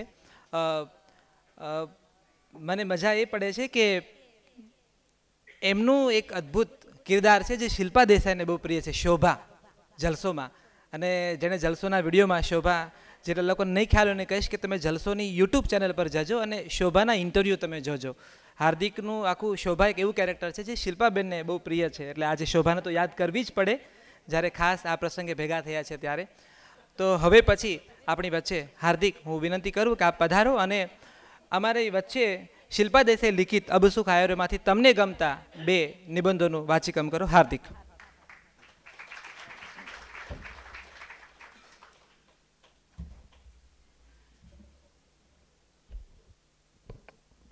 Thank you, Ram. Hello, everyone. હું સીધી વાંચન ક્રિયા કરીશ.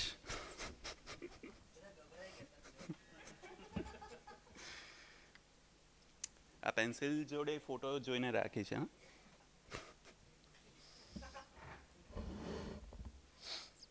ઓકે, સો કેરીઓની સિઝન છે. સમરમાં તો બધાને કેરી ખાવી ગમે છે. એવામાં શિલ્પાબેને બહુ જ સરસ એક આર્ટિકલ કે એક લેખ લખ્યો છે, કેરી ગાળો. એની શરૂઆત કરું છું. એકવાર અમે પણ બિઝનેસ કરી જોવાનું વિચાર્યું. નફા નુકસાનના કોઈ ધારાધોરણ ખબર નહીં, પણ બસ આમ જ મન થઈ આવ્યું. અમારા વિચાર પર અમે થોડીવાર પોરસાયા ખરા, કારણ કે અમારી આગલી 7 પેઢીમાં કોઈએ વેપાર કરેલો હોય તેવું પેઢી દર પેઢી ચાલી આવતી વારસાવાતમાં સાંભળ્યું ન હતું. એકચ્યુઅલી વેપાર સાહસિકતા હોય તો સારી રીતે કરી શકાય છે. જોખમ લેવાની તૈયારી કેટલી છે તે પર વેપાર કરી શકે. અમારામાં સાહસિકતા તો કૂટી કૂટીને ભરી છે, પણ કશું લેવેચ કરવાનું આવે તો અમે ઘણા કાચા છીએ. ખોટું શું બોલવાનું વળી.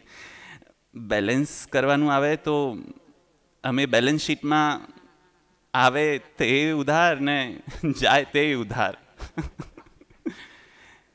એનીવેઝ, અમે વેપારી નથી એટલે મોટું કોઈ જોખમ લેવાનો બદલે નાના જોખમથી શરૂ કરીએ, અને જો ફાવી જાય તો પછી ક્યાંક નાની એવી જગ્યા લઈશું ને ત્યાં જમાવટ કરીશું.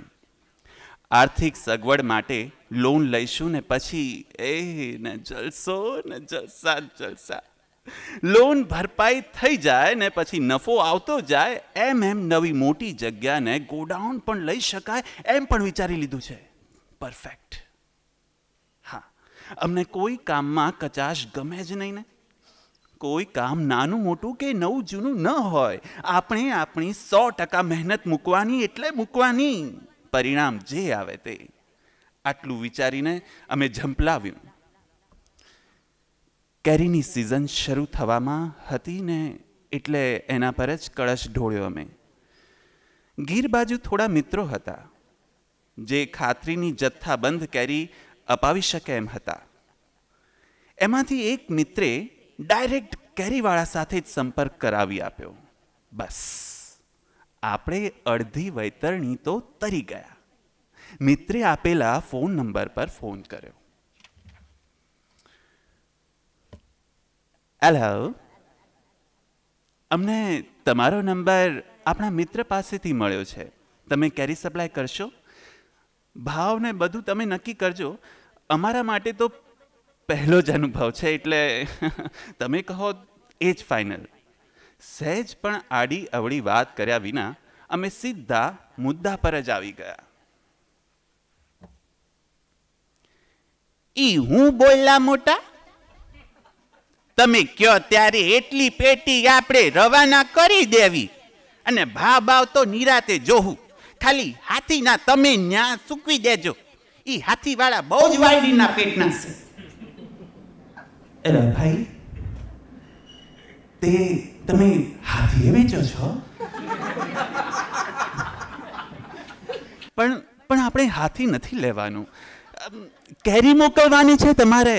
કેરી ભલા માણો, કેરીની જ વાત કરું સૌ, પણ ઈ મારે મોકલવી તો જોહે ને ટેમ્પામાં. ઈનો ખર્ચો તમે ન્યાથી દઈ દેજો એમ. ઓહ ઓકે ઓકે, તમે પેલા છોટા હાથી ટેમ્પાની વાત કરો છો એમ ને? સોરી દોસ્ત, હો, અમને સમજાયું નહીં પહેલા. માંડ માંડ અમને એમની કાઠિયાવાડી સમજ પડી ને બધું પાકું કરીને અમે કેરીની રાહ જોવા માંડ્યા. મિત્રો સગાવાલાને વોટ્સએપ પર ઓર્ડર નોંધાવી દેવા જણાવ્યું ને અમારા સાનંદાશ્ચર્ય વચ્ચે બધા બોક્સ આગોતરા નોંધાઈ ગયા. અમને ઓછા બોક્સ મંગાવવા બદલ જરાવાર અફસોસ પણ થયો. આવતી વખતે વધારે મંગાવીશું, એમાં શું. અઠવાડિયા પછી પેલા સપ્લાયરનો પાછો ફોન આવ્યો. હલો, આ કેરીના બોક્સ લઈને હાથી હવારમાં એક્ઝેક્ટ પોણા પાસે ટસ થાય, હો, સમજી ગયા ને? અને આ વેળાવર પૂગી જાજો, ખોટી નો કરાતા. એના બીજે કામ હોય છે, સમજ્યા ને? અમે આભાર માનીને જેને જેને જણાવવાનું હતું એ જણાવી દીધું. કેરીના બોક્સ કલેક્ટ કરી લેવાનો એડ્રેસ સહિત મેસેજ કરી દીધો. કેવી કેવી રીતે પકાવી શકાય છે એ રીતના એ ફોટા મોકલ્યા. પાછા અમે તો હરખુડાય એટલા કે બીજા દિવસે નિયત સ્થળે 4 વાગ્યામાં પહોંચી ગયા. એક્ઝેક્ટ 4:45 હાથી દેખાયો. બોક્સ ગણીને અમારા ટેમ્પામાં ટ્રાન્સફર કર્યા. 7:30 થતામાં તો કેરી રસિયાઓ કેરી લઈ પણ ગયા. અમે શરૂઆત તો સારી થઈ એમ વિચારી લીધું ને વિચારતા ઘર ભેગા પણ થયા. વેલ બિગન ઇઝ હાફ ડન. 4-5 દિવસ પછી કેરી લઈ ગયેલા તે લોકોમાંથી વારાફરતી મેસેજ ને ફોન આવવા શરૂ થયા. કેરી પાકતી નથી, સીઝન જતી રહે પછી પાકશે. પાકશે તો ખરી ને.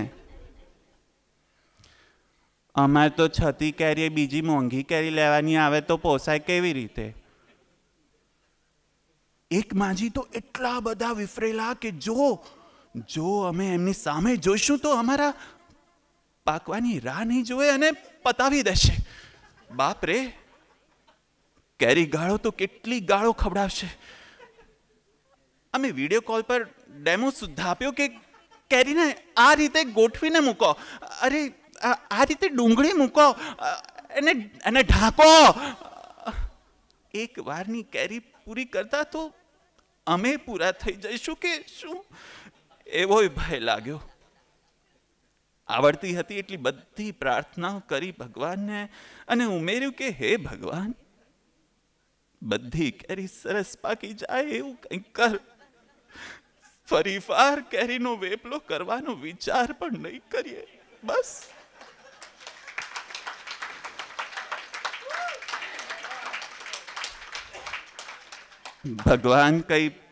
ભગવાન કઈ પ્રાર્થનાથી પ્રસન્ન થયા તે તો ખબર નહીં, પણ કેરી બધી પાકીને સારી એ નીકળી. હાશ.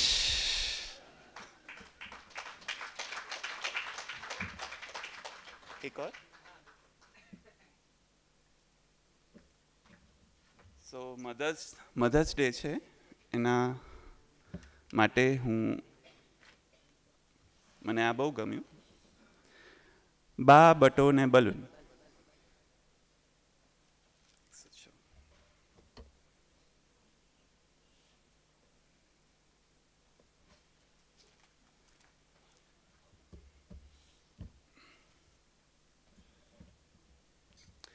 અમે ભાગ્યશાળી છીએ કે અમને પહેલા જ મળી ગયું હતું, અઠવાડિયા પહેલા. અમે થોડી વાર પોરસાયા ખરા. ચલો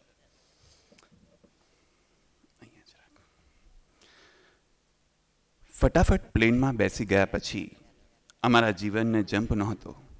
જાણે વારંવાર ચેક કરવાથી ફ્લાઇટ નિર્ધારિત સમય કરતાં વહેલી ઉપડવાની હોય એમ કેટલાય વાગ્યા તે સતત મોબાઈલમાં જોયા જ કર્યું. અમને છૂપો ડર હતો કે કદાચ અમને ફ્લાઇટમાંથી ઉતારી મૂકશે તો અમારા લેહ લદ્દાખના પ્રવાસના મનસૂબાઓ પર વગર વરસાદે પાણી ફરી વળશે. અમારા જેવા પરફેક્શનના આગ્રહી સાથે આધાર કાર્ડ ભૂલી જવાની ઘટના બને એનો અમને ખુદને જબરો આઘાત લાગેલો. પ્લેનમાં અમે જેમ તેમ કરીને સમય પસાર કરી રહ્યા હતા. પ્રથમ ગ્રાસે મક્ષિકા થયું એવું વિચારતા અમે મનોમન આત્મગાલી પ્રદાન કરી રહેલા. થોડી વાર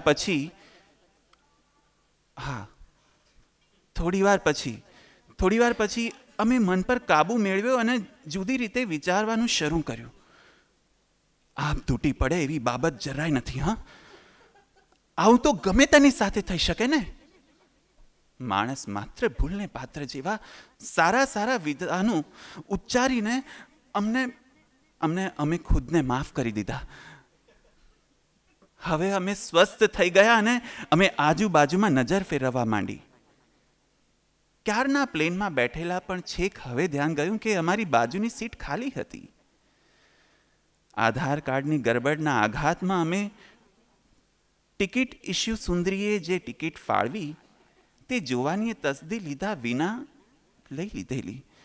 હમણાં જ ખ્યાલ આવ્યો કે અમે વિન્ડો સીટ પર છીએ. આટલું બધું યંત્રવત કોઈ કેવી રીતે થઈ શકે? આ પણ અમારા માટે અહો આશ્ચર્યમ જ હતું ને. વોટેવર.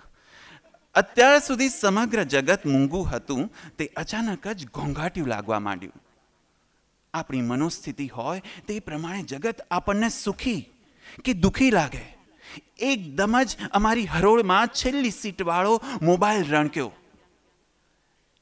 ને એમણે ઉત્સાહભેર વાત શરૂ કરી. હા બા, બેહી ગયો છો? જો આ બલૂન, જો ચિંતા ન કરતી હો બટ્ટા. આટલી બધી ભીડ છે બલૂનમાં. તું જગ્યા જાળવી રાખજે હો, ન કર ઉભા રહેવામાં તો તાકી જઈશ બટા.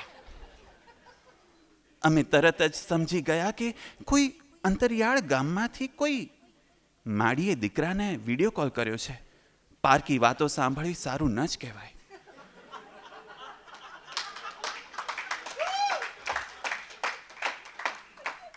એટલે અમે મોબાઈલમાં ગેમ ચાલુ કરીને એમાં ધ્યાન કેન્દ્રિત કર્યું. પણ પેલો લાડકો આવ્યો અને એની માતા એટલું જોરથી વાર્તાલાપ કરતા હતા કે અમારું ધ્યાન મોબાઈલમાં અને કાન એમના વાર્તાલાપમાં. હા બા, તું જરાય ચિંતા ન કરતી હો. અહીંયા જો આ ડરેસ વાળી બેનો જો, ઈ છે ને એ હસાવી લે મને હો. ઈજ હવે ને ઈજ હવે જી માંગો ઈ ખાવાનું છે, ચા કોફી બધું હાલશે. હા એમ કહેતા બટો તો ઊભો થઈને બાને પ્લેનની મુસાફરી કરાવવા માંડ્યો. એટલામાં બાનું માતૃ હૃદય જાગી ઉઠ્યું ને બાએ પૂછ્યું, બેટા ઓલી ભાખરીને કટકી કરી થયા? ખૂટાવણ થયું હોય તો ઓલી રૂપાળી બેનો સી એમાંથી કોઈ પાસે લઈ લેજે હો. તારથી ભૂખ્યું નથી રહેવાતું, મને ખબર ને. બટો હેથાળ હસી રહ્યો હતો ને ફરીથી બાને પોતે ભૂખ્યો તરસ્યો નહીં રહે એવી ખાતરી આપી રહ્યો હતો. કટકી કેરી ને ભાખરી સાંભળતા જ અમને અમારી ભાખરી ને થેપલા છુંદો યાદ આવ્યા.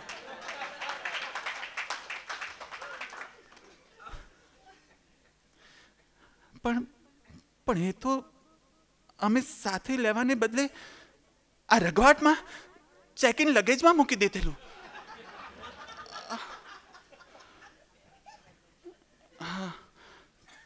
એટલે હવે જો ખાવું હોય તો પૈસા ખર્ચીને પ્લેનનું જ ખાવું પડશે. અમને અમારા પર નવેસરથી દાંત ચડી.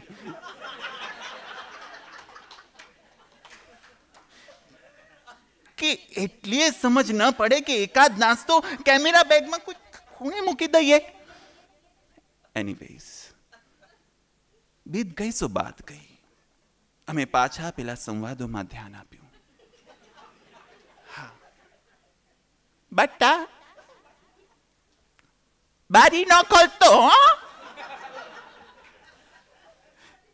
કહેશે કે ન્યા ઉપર હવા બહુ હોય છે, તને પાછી હરદી હટ હટ થઈ જાશ ને જલ્દી જાતે ન પાછી. કેટલી દવા કરવી પડે બાપ બટા.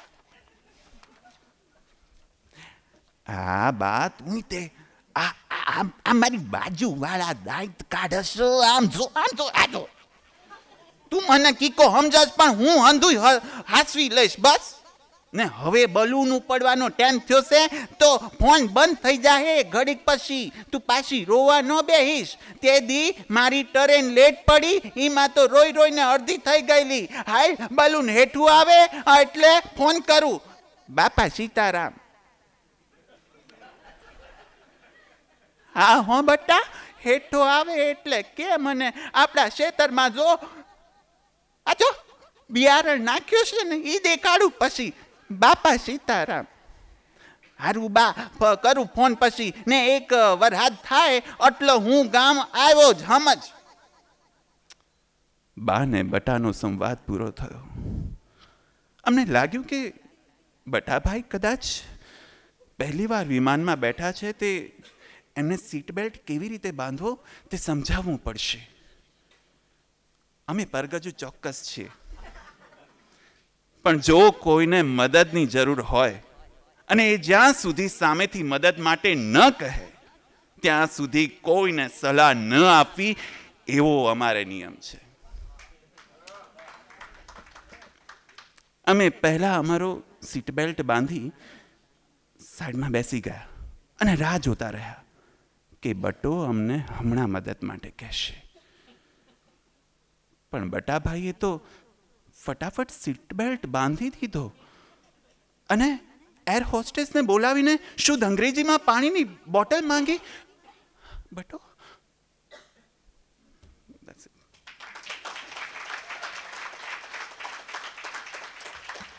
સો આ લેખમાં મને ખાસ તો એ ગમ્યું છે કે બટાને અંગ્રેજી આવડતું હતું છતાંય એની મા જોડે તો એવો ને એવો જ છે.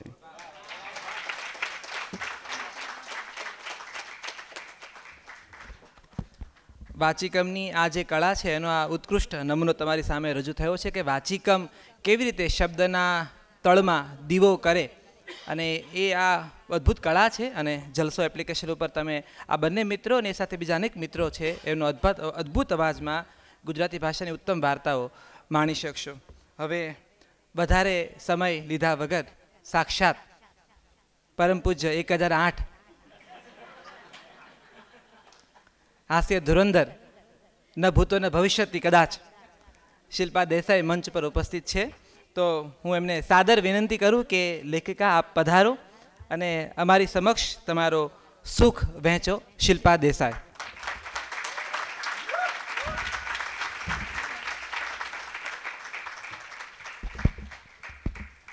Thank you Ram.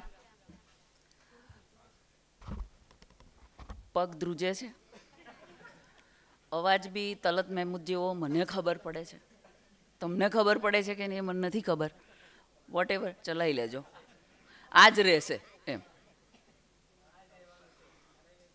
ચિંતનભાઈ અને આરઆર શીટ પ્રકાશનનો હું ખૂબ આભાર માનું છું કે આજે આપણે બધા અહીંયા તો ભેગા થયા જ છીએ, પણ આપણા વડીલો પણ ઉપરથી આપણને આશીર્વાદ આપતા જ હશે અને રાજી થતા જ હશે કે આપણે પણ સાથે કામ કરીએ છીએ.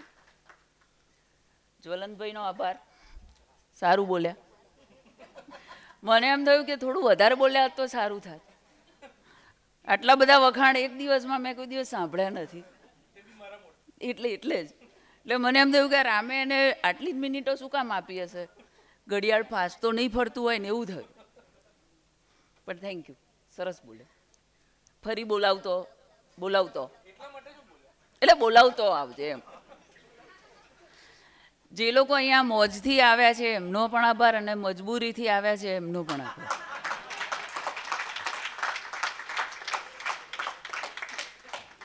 હાર્દિકભાઈ, ઉર્વશીબેન સરસ વાંચીકમ કર્યું. મને પણ મારા લેખો આ રીતે મેં વાંચ્યા નહોતા પણ સાંભળવાની મજા આવી. બધાનો આભાર પહેલાં એટલે માની લઉં છું કે જો સમય થઈ જશે ને તો રામભાઈ નામના પોલીસ આપણને બેસાડી દેશે કે આપકા વખત ખતમ હુઆ, તમે બેસી જાઓ. હવે મારી વાત. 1991માં ગુજરાત વિદ્યાપીઠમાં અમે જર્નલિઝમનું ભણતા. ત્યાં આગળ અભ્યાસના ભાગરૂપે એક એસાઇનમેન્ટ હતું કે સંજય દત્તને જેલ થઈ છે અને તમે એના ઉપર એક કાલ્પનિક મુલાકાત લખો. જ્વલંતભાઈએ વાત કરી એ જ. એટલે હું બહુ ગંભીર થઈ ગઈ કે જેલમાં જવું પડશે. પછી એમણે કહ્યું કાલ્પનિક કયું છે બેન, બહુ ગંભીર ન થાવ, તમારે કોઈ ગુનો કે કશું જ નથી કરવાનું, ખાલી લખવાનું. ઓકે. પછી મેં લખી, બહુ ગંભીરતાથી લખ્યું, પણ બકુલભાઈને વાંચતા એવું લાગ્યું કે બેન આ હાસ્યલેખ છે. એમણે તો એક જ લીટીમાં સર્ટિફિકેટ આપી દીધું ને પછી તો હું ભૂલી ગઈ. હવે સારું થયું કે ખરાબ થયું એ વાત ખબર નથી, પણ ભૂલી ગઈ એ વાત. પછી સંસાર સાગરમાં આગળ ચાલતા ચાલતા લખવા વાંચવાનું થોડુંક ઓછું થઈ ગયું. ભલું થજો ફેસબુક જેવા સોશિયલ મીડિયાનું કે ફરીથી શરૂ કર્યું. અને મિત્રો, ફેસબુક પર બધા મિત્રો જ હોય, એટલે એ લોકોએ થોડાક વખાણ કર્યા એટલે આપણને જરાક આનંદ થયો કે આપણે લખી શકીએ. સારું. એમ કરતાં કરતાં આગળ વધ્યા. પછી વિનોદ ભટ્ટને મળવાનું થયું. વિનોદ દાદા મારા પાવર હાઉસ હતા. એમણે ના પાડેલી કે કોઈને ગોડફાધર નહીં બનાવવાના. મેં બનાવ્યા નથી, પણ એ મારું પાવર હાઉસ ચોક્કસ હતા. ગમે ત્યારે મરજી પડે ત્યારે હું એમને ફોન કરી શકતી, એટલી એમણે મને છૂટ આપેલી. વિનોદ દાદાને યાદ કરું છું અત્યારે. એમને મેં લેખો વંચાવ્યા મારા 3 લઈને ગઈ હતી. મેં એમને પૂછી જ લીધેલું કે હું લેખો લખ્યા છે મેં થોડાક, જેને હું હાસ્ય લેખ ગણું છું, તમે વાંચી આપશો મને કે મારે શું કરવું આમાં? તમે કે આવજે ને, વાંધો નહીં. ગભરાયા તો હશે પણ બોલે નહીં ને. પછી હું ને એક પહોંચી ગયા ને એમને લેખ આપ્યા. એટલે મને કે જો એક વાર્તા કહું. આમ તો સાચી જ વાત છે, વાર્તા નથી કે સાચી જ વાત છે કે એક ભાઈ આવેલા રિક્ષા ચાલક, એમણે મને લેખ વાંચવા આપેલા આવી જ રીતે. અને એમણે મને કહ્યું કે તમે મને લેખ વાંચીને કહો કે મારું ગાડું કેવું ચાલશે. એટલે પછી 2-3 દિવસ પછી કે મેં એને ફોન કર્યો કે ભઈલા તું રિક્ષા જ ચલાય, લેખો લખવાની જરૂર નથી, એમાં જ તારી કમાણી છે, એમાં જ બરકત છે. એમણે મારી વાત માની ને આજે 3 ટેક્સી ભાડે ફેરવે છે. પછી એટલે હું થોડી વાર તો ચૂપ રહી. પછી મેં કીધું કંઈ નહીં, પણ આ તમે વાંચીને કહો કે મારે રિક્ષા લેવી કે દીક્ષા લેવી. એટલે એ મારી સામે જોઈ રહ્યા. રિક્ષા મારે લેવાની છે એટલે એમને એમ થયું કે એમને લેવી પડશે રિક્ષા મારા માટે. એટલે કે મારે લેવાની, મેં ના ના તમને નહીં કહું, ખાલી આ તો મારે લેવાની એ મને ખબર પડે. કે સારું. 2-3 દિવસ પછી એમનો ફોન આવ્યો કે રિક્ષા લેવાની જરૂર નથી, પણ તું લખવાનું શરૂ રાખ અને કોઈ છાપે કે ના છાપે તારે લખતા રહેવાનું, ઉદાસ નહીં થઈ જવાનું. કદાચ છાપામાં તને લખવાનું મળે ના મળે પણ બહુ મગજ પર નહીં લેવાનું, લખતા રહેવાનું. સારું લખાતું કોક વખત. પછી મુંબઈ સમાચારમાંથી ફોન આવ્યો કે એક લેખ આવી રીતે જોઈએ છે અઠવાડિક કોલમ માટે. પછી એમાં 1.25 વર્ષ જેવું લખ્યો. એ પૂરું થયું. એમાં પછી ખબર છે .comમાં જોડાવાનું થયું. ત્યાં પત્રનવલ લખી. એ પછી ફરીથી અંદરનો પેલો હાસ્યનો જીવડો જરાક સળવડ્યો. એટલે મારે તો ખાલી જોવું જ હતું કે બીજું કશું લખી શકું છું કે નહીં. એટલે મેં આ પત્રનવલનો ટ્રાય કરેલો, લખેલી થઈ ગઈ, એનું પુસ્તકે થઈ ગયું. નવજીવને જ કર્યું છે, અહીંયા બહાર છે લેજો. એટલે એ થયું. પછી ફરીથી હાસ્ય કોલમ ચાલુ કરી એમાં, ને એ લેખો ને બધું ભેગું થઈને પુસ્તક એનું થયું. ત્યારે લખીશું શું રામ નામ બરાબર છે, એ પુસ્તક થયું. અને એ થયું પછી બધું મેં બંધ કરી દીધું. ના કોરોના આવ્યો ને વોટ એવર જે થયું એ, પણ લખવાનું બંધ થઈ ગયું. પછી મને એમ થતું કે વિનોદ દાદાએ કહ્યું છે કે લખવાનું બંધ ના કરીશ, પણ હવે કોઈ છાપવાનું ના આવે તો લખવાનું કોને માટે? ને જો લખીએ નહીં, છાપે નહીં કોઈ, તો પછી એનો અર્થ શું છે? એના કરતાં નથી લખવું. આવી બધી અવઢવો ચાલ્યા કરતી હતી. એમાં એક વખત કૃષ્ણકાંતભાઈ ઉનડકટનો સંદેશમાંથી ફોન આવ્યો કે તમને કોલમ લખવા માટે અમે આમંત્રણ આપીએ છીએ, એક કોલમ આપો. ને એમાં મેં પછી લખવાનું વિચાર્યું કે આ સારું ચાલુ કરીશું. એને પછી તોય મને થોડીક આમ એ હતી કે આટલા વખતથી લખ્યું નથી તો હવે મારાથી લખાશે કે નહીં. એટલા બધા પ્રશ્નો આવે, પ્રશ્ન કુંડળીઓ મૂકું કે થાય એવું જ નથી થતું. પછી થયું એવું કે એમણે તો કહી દીધેલું એટલે મારે આપવાની તો હાય પાડી દીધેલી. આપણે આમ પાછા નહીં પડવાનું, હા પાડી દીધેલી કે થઈ જશે, તમે ચિંતા ના કરો. અઠવાડિયામાં આપવાનું હતું, મારે આર્ટિકલ આપવાનો હતો. પછી નામ શું રાખશું એવું પાછું મેસેજ આવ્યો કે નામ બી નક્કી કરીને મોકલજો. ત્યાં વાત પૂરી એવું ટાઇટલ આપ્યું કોલમનું અને લખવાનું શરૂ કર્યું. અને એમાં એ રીતે પછી હું ત્યાં વાત પૂરીના કોલમ રાઇટર શિલ્પા દેસાઈ તરીકે મારું ચાલુ થયું એમાં લખાવાનું. એ પછી મને એમ થયું કે હવે થોડાક લેખો ભેગા થયા છે તો હવે છાપશે કોણ? મારે પુસ્તક કરવું છે. પેલું પહેલી વખત પુસ્તક થયેલું ને એટલે બધા મજા આવતી. પુસ્તક મળે ને વાંચે ને એટલે ઘણા વાંચ્યા વિનાય કહેતા હોય છે કે સરસ લખો છો તમે, પણ આપણને મજા આવે. આપણા વખાણ જ કરે છે ને બીજું ક્યાં કંઈ લઈ જાય છે. લઈ જતા હોય તો આપણે ના બોલીએ, પણ કંઈ લઈ નથી જતા એટલે મને ગમતું. પછી એમ થયું કે હવે બીજું પુસ્તક આપવું જોઈએ. હવે જ્યારે 2019માં પહેલું પુસ્તક થયું આ હાસ્યનું, ત્યારે લખીશું શું, એ વખતે ચિંતનભાઈ ત્યાં હાજર હતા. GLFનું હતું ઇવેન્ટ અને એમાં વિમોચન કે લોકાર્પણ જે કોઈ થયેલું એમાં ચિંતનભાઈ હાજર હતા. એમણે કીધું ભાભી અમને એક પુસ્તક આપો. મેં કીધું આ રહી 10 કોપી લઈ જાઓ. ના એમ નહીં કે અમને અમારી સાથે એક પુસ્તક કરો એવું કહું છું. મેં કીધું ઠીક. મેં તો હસવામાં જ લીધું. મેં કીધું આ કંઈ બહુ આપણને ખબર છે કે બહુ આપણે લાંબુ કેટલું ચાલીએ ખબર નથી. એ વખતે તો પછી કોલમ પણ નહોતી, બંધ થઈ ગયેલું. મેં કીધું છે થોડાક લેખો પણ જોઈશું. પછી એ પૂરું થઈ ગયું. આ મને જ્યારે ફરી કીડો સળવડ્યો કે મારે પુસ્તક કરવું છે એટલે મને ચિંતનભાઈ યાદ આવ્યા કે આપણે નવજીવનમાં નહીં પણ ચિંતનભાઈ પાસે જાઓ. નવજીવને એકવાર છાપ્યું છે, ફરી છાપે કે નહીં ખબર નથી. એટલે એ સોનાની જાળ પાણીમાં નાખવી એના કરતાં આપણે ચિંતનભાઈ એટલે ચિંતનભાઈને ફોન કર્યો કે મારે તમને મળવા આવવું છે. એટલે એમણે કીધું ચોક્કસ ભાભી આવો. પુસ્તક બાબતે અરે ચોક્કસ આવો તો ખરા તમે. એટલે ગયા અમે લોકો, હું ને રામ ગયા. રામ હતો મને સધિયારો રહ્યો, ત્યાંય મારે તો પગ ધ્રુજતા હતા, બેઠેલી હતી તોય. હું બોલું છું એટલે રામ કે પેલું બોલ. એટલે પછી મેં કીધું ઓકે. એટલે પછી મેં કીધું આવું પુસ્તક કરવું. મને કે હા થઈ જશે, આપણે જ કરીએ ને. મેં કીધું ઓકે. પછી એવું થયું કે કંઈક ને કંઈક કારણોસર, સાચા ખોટા કારણો બહાના હેઠળ મારું પુસ્તક ઠેલાતું જાય. અહીંયા આગળ ચિંતનભાઈ જેટલી વાર આવે એટલી વાર હું એમને કહું ચિંતનભાઈ મને યાદ છે હો. એટલે ચિંતનભાઈ મને કહે મને યાદ છે. પછી એક વખત એવું થયું કે એમણે મને સામેથી કીધું કે ભાભી મને યાદ છે હો. તો મેં કીધું હા મને યાદ છે. પછી મને થોડીક શરમ આવી કે હવે તો મારી પાસે સાચા ખોટા કોઈ કારણ નથી. એટલે મેં કીધું પુસ્તકનું કામ શરૂ કરીએ. એટલે મેં એ પુસ્તકનું કામ પાછું હાથમાં લીધું. મીનવાઇલ વચ્ચે કંઈક ગતકડાઓ કરતા રહ્યા કે ભાઈ આ કાર્યક્રમ છે એટલે હું નહીં કરી શકું, આ કાર્યક્રમ છે એટલે હું નહીં કરી શકું. પણ પછી સરવાળે એ કામ પત્યું અને આજે રિઝલ્ટ તમારી સામે છે. અહીંયા બહાર મૂક્યું જ છે. આજે બધા લેજો જ. ચિંતનભાઈને એવું ના થવું જોઈએ કે મેં ક્યાં અમને કીધું. એટલા માટે લેજો. વાંચો ના વાંચો એ પછી છે. વાંચશો તો મને ગમવાનું જ છે કારણ કે તમે જેન્યુઇનલી જ કહેવાના છો કે એવું છે પુસ્તક. પણ લઈને ચિંતનભાઈને ખાસ સારું લગાડાવજો. મને પછી કહેજો કે કેવું લાગ્યું પુસ્તક. એટલે સૌનો હું આભાર માનું છું. ચિંતનભાઈ અને રત્નરાજભાઈનો પણ ખાસ આભાર માનું છું. રામ મોરીનો આભાર. મારો પરિવાર અહીંયા બેઠો છે, તમે લોકો પણ પરિવાર જ છો. સૌનો ખૂબ ખૂબ આભાર. મળતા રહીશું. હરિઓમ.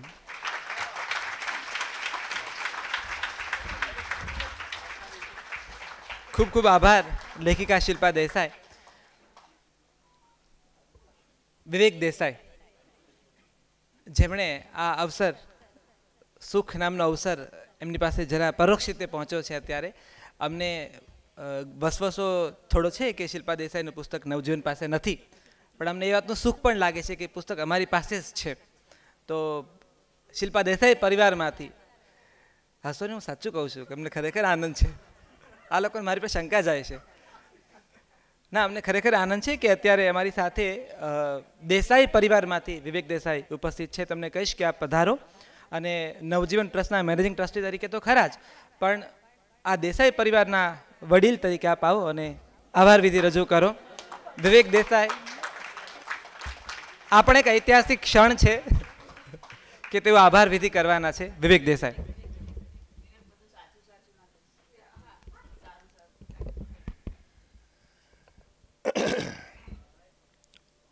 નવજીવન ટ્રસ્ટ, આર શેઠ અને આપ સૌ દેસાઈ પરિવાર વતી હું રામ મોરી આપ સૌનો આભાર માનું છું. એવું બધાને સાંભળવાની ટેવ છે કે હું રામ મોરી એટલે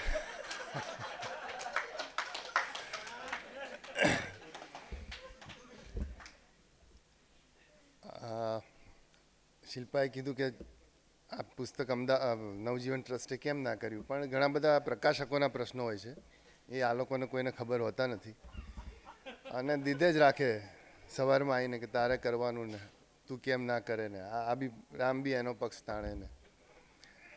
પછી એકવાર શિલ્પાએ કીધું કે મારે નવજીવનમાં છપાવું જ નથી, મારે હું તો આર શેઠમાં જઈશ. ત્યારે પછી આ પુસ્તકનું ટાઇટલ છે ને ત્યારે મને થયું કે બસ શું ખાયો રે.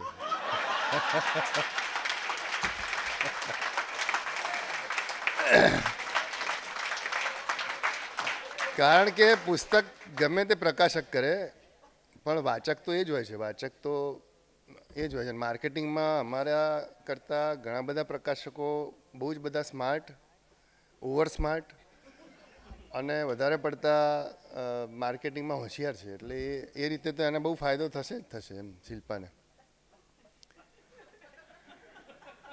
એટલે આનંદ વ્યક્ત કરું છું, આપ સૌનો આભાર પણ વ્યક્ત કરું છું. અને સાથે સાથે એક બે વાત બીજી કરી લઉં કે શિલ્પામાં આ જે હ્યુમર આવ્યું ને એ એના પિતાજી તુષાર ભટ્ટમાંથી આવેલું છે, સાંગોપાંગ આવેલું છે. એટલે એકદમ તમને ખબર પડે કે અત્યારે બોલે અથવા તો એના લેખોમાં હું વાંચું, શરૂઆતમાં એ વંચાવતી મને, પછી રામ આવ્યા પછી મને કટ કરી નાખ્યો એણે.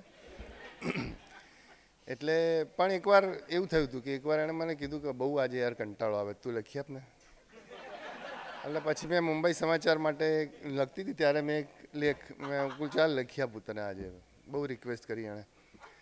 પછી એણે લેખ ફેસબુક ઉપર મૂક્યો અને પછી કોઈએ કોમેન્ટ લખી કે આવો ભંગાર લેખ શું, આવો મેં આજ સુધી વાંચ્યો નથી. એ દિવસથી એણે કીધું હવેથી તું મને ના લખી આપતો. મેં કહું ત્યાં કીધું એટલે મેં લખી આપ્યો, હવે મારા જેવો આવડે એવો મેં લખ્યો. એટલે પણ એનામાં એના પિતાજીના જે કંઈ વારસાગત અમુક વસ્તુઓ આવતી જ હોય છે. એટલે એ હ્યુમર સાંગોપાંગ એના દાદા, એના પિતા, એ બધાનું જે જીનેટિક જીન્સમાં આવે એનામાં હ્યુમર આવેલું છે. અને બહુ સરસ હ્યુમર ઘરમાં પણ ઘણીવાર આમ જોતી હોય. એટલે મંગળવાર મારા માટે બહુ સારો હોય, કારણ કે આમ ઉપર જોતી હોય. મેં કહું શું જોવે છે ઉપર? તો કે ભાઈ શાંતિ રાખને મારું લેખનું. કારણ મને ચીનુ કાકા યાદ આવે. ચીનુભાઈને ત્યાં એકવાર ચીનુભાઈને મળવા હું ઘણી વાર જતો. હવે ચીનુભાઈ આમ બેઠા હોઈએ અને પછી શરબત હોય અને પછી આમ હા એટલે તો શરબત હોય અને પછી 1 મિનિટ પેન લાવે, વિવેક પેન છે તાર પાસે? મેં કહું ના. મને કે શેર આવ્યો છે, શેર આવ્યો છે. એટલે મેં કીધું શેનો શેર આવ્યો? તો કે મારે લખવું, પછી કાગળ હું આપું એટલે પછી લખે. એટલે આને બી એવું છે. આમાં મને કે મંગળવાર આજે મારે ડેડલાઇન છે, હવે ડેડલાઇન છે જોવાનું. મેં કહું ઉપર જોઈને શું કરે? તો કે હું વિચારું છું. મેં કહું અચ્છા આવી રીતે વિચારતા હશે ભાઈ, આપણને ખબર, હું તો લેખક છું નહીં એટલે મને ખબર નથી, પણ એવી રીતે વિચારતા હશે.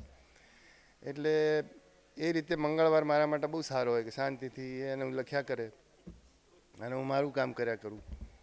રામ પણ હોય એનું, રામ એનું કામ કર્યા કરે. એટલે એ રીતે બધું ચાલ્યું. 2 પુસ્તકો, 3 પુસ્તકો, એક લાગણીની અક્ષરયાત્રા થયું. એમાં બી જે પત્રની વાત કરી જ્વલંતે, તો એ બી બહુ સરસ છે એનું એક. પણ એટલે ઓવરઓલ એનામાં છે ને બહુ લાંબો સમય દુઃખી રહી નથી શકતી, એ પોતે પણ કબૂલ કરે છે. એટલે બહુ સારી વાત છે. આવા બહુ ઓછા લોકો મેં જોયા છે, કે મારી પત્ની છે એટલે નથી કહેતો, પણ બહુ ઓછા લોકો છે જે આમ દુઃખનો એક લેયર આવે ને પછી તરત ફટાક દઈને નીકળી જાય બહાર. એમાંની આ એક છે. અને આ બધાની તો 5-10 વર્ષની મૈત્રી છે કે 10 વર્ષની છે. મારી તો 35 વર્ષની થવા આવી. એટલે અને એટલી મૈત્રી ટકી રહી છે. પતિ પત્ની કરતાં અમે લોકો મિત્રો વધારે છીએ. અને મને એવું લાગે છે કે જ્યાં આવું કોમ્બિનેશન હોય ને ત્યાં જ પતિ પત્ની બંને પોતાની રીતે જિંદગી જીવી શકે, એવું મારું પર્સનલ માનવું છે. એટલે એને જે પણ કરવું હોય એ મેં કરવા દીધું, મારે જે પણ કરવું છે એને કરવા દીધું. એટલે એવા બધા. અને બીજા બધા કિશન છે, પછી મેહુલ છે, કાથા આપણો શું નામ તારું, સાગર છે, મિલન છે અમારો, અને આખી અમારી ટીમ, કિરણ કાપુરે, એ બધી નવી યંગ ટીમ, છોકરાઓની ટીમ છે ને, એના કારણે એવું થયું છે કે અમે બધા એકદમ યંગ, હું ને શિલ્પા અમે બહુ ગરડા થવામાં માનતા જ નથી. એટલે કોઈ ઘણા પૂછે શિલ્પા કે આ તમારે ઘણી વાર બધા પૂછે કે તમે આ ગાંધીજીની સંસ્થામાં છો અને બધા આવા કપડાં પહેરો છો. મેં કહું ત્યાં તમે ક્યાંય મને લખીને લખેલું હોય ગાંધીજીએ એવું મને બતાવો કે આવા કપડાં પહેરવાનું, આવા સ્ટાન્ડર્ડ કોઈ લખ્યા છે ક્યાંય? એટલે મને શોખ છે, હું પહેરું છું, મને ગમે છે. લીલા બૂટે પહેરું છું, લાલ બૂટે પહેરું છું, લાલ બૂટ પહેરું, લીલા બૂટ પહેરું, ભૂરા શર્ટ પહેરું, બધું પહેરું. પણ તેમ છતાંય કામ ગાંધીનું, માણસાઈનું એ બધું હું કરું છું. અમે લોકો કરીએ છીએ ભેગા મળીને.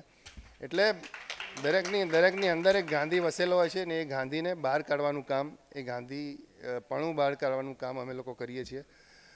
ભાગ્યેશભાઈ ઘણા વખતે મારા બહુ સારા મિત્ર, અને વિનોદભાઈને ત્યાં તો ઘણીવાર કોમન ઘણી બધી વાતો થાય. એટલે જે લોકો જાણે છે મને, એ લોકોને બહુ નવાઈ નથી લાગતી, અને હવે તો નથી જાણતા એ લોકોને નથી લાગતી. કારણ કે એવું છે કે આ બદલાવાનો છે નહીં. કદાચ ગાંધીવાદીઓનું ઘણીવાર પહેલાં શરૂઆતમાં હું આવ્યો ત્યારે મારો જે વિરોધ થયેલો એ તો ઘણા બધાની જાણમાં છે જ. એટલે અને મારો સ્વભાવ પણ એ લોકોની જાણમાં છે. એટલે હવે મારે કોઈ સ્પષ્ટતાઓ કરવાની નથી. આમ તો આ ઉપક્રમ નથી કે જેમાં મારે આવું બધું બોલવાનું હોય, પણ એ તો એક પાર્ટ ઓફ કે પછી આવો મોકો નહીં મળે, કારણ કે આજે આખું ભરાઈ ગયું છે.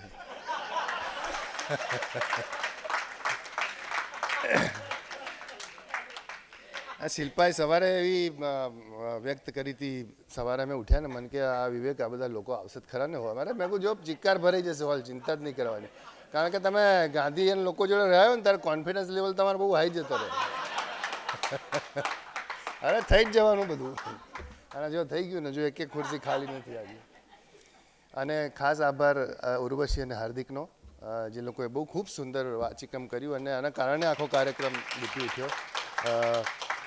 બધા જ જોડે એક બાળક થઈને અને જેને કહેવાય ને એક પ્રકારની જિજ્ઞાસુ વૃત્તિ એ શિલ્પામાં બહુ છે. અને માંદી હોય ત્યારે એનામાં હ્યુમર હોય, પણ એને ખબર ના હોય કે આ હ્યુમર કરી રહી છે, પણ મને ખબર પડે. એકવાર અમે ફ્લાઇટમાં બનારસથી આવતા હતા ને એટલું બધું એને પેટમાં દુખે, ભયંકર પેટમાં દુખાવો, અને ત્યાં એરપોર્ટ પર પણ એને વોમિટ થઈને પછી બેસાડી અડધે આમ ફ્લાઇટ ઉડીને પછી થોડુંક 10-15 મિનિટથી મને કે પૂછી જો ને જરા પાયલોટને કેટલી વાર છે કે. એટલે આ વ્યક્તિ જોડે હું છેલ્લા 35 વર્ષથી રહું છું. અને આમ બહુ સાચું કહું ને તો એણે મને સહન કર્યો છે. એટલે અને આવું મારું વ્યક્તિત્વ, આવા મારા વિચારો, થોડાક પ્રકારના મારો ગુસ્સો, એ બધા સાથે રહીને આવું હ્યુમર લખવું ને એ બહુ અઘરી બાબત છે. એટલે એ હું જ જાણું છું અને મારાથી વધારે કોઈ નહીં જાણી શકે. અને એટલા માટે એને હું સલામ કરું છું કે આટલું સરસ આટલી સરસ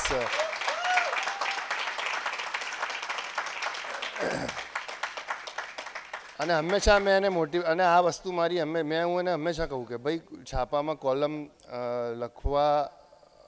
લખાય તો જ આપણે કોઈ આપણને ઇન્વાઇટ કરે તો જ લખવું, એવું નહીં, નિયમિત લખતા રહેવું. અને નિયમિત તું લખતી જ રહે છે. અને આજે પણ અહીંયા સ્ટેજ ઉપરથી કહું છું કે જે લોકો પણ અહીંયા ઊભા છે, ઘણા બધા લોકો લખે છે, તો છાપામાં લખવાનો અવસર મળે કે ન મળે એ તો બધું તંત્રીઓ ઉપર આધારિત હોય છે. પણ તંત્રીઓ તો અદ્ભુત બધા માણસો હોય છે, એટલે એમાં આપણું કંઈ ચાલે જ નહીં. કાલે ઉઠીને એમ કહી દે કાલથી ના લખશો, અને બીજા દિવસ બીજા તંત્રીનો ફોન આવે કે હવે અહીંયા જ લખજો, બીજે ક્યાંય ના લખશો. એટલે એવા સંજોગોમાં એણે એનું લખવાનું ચાલુ રાખ્યું, ફરીથી શરૂ કર્યું ને હવે મને લાગે છે 2-3 વર્ષ થયા ને તને, 3 વર્ષ સંદેશમાં. એટલે બસ આપ સૌ મારા સાસુ અહીંયા છે, તુષારભાઈના પત્ની, અને એના ફોઈ, મારા કાકા જગદીશ મામા, ભાગ્યેશભાઈ, મારા મનવિતાના જે હમણાં લગ્ન કર્યા એના મારા વેવાઈ પ્રદીપભાઈ, કિરણબેન, કેયુર અમારો જમાઈ, બધા હાજર છે.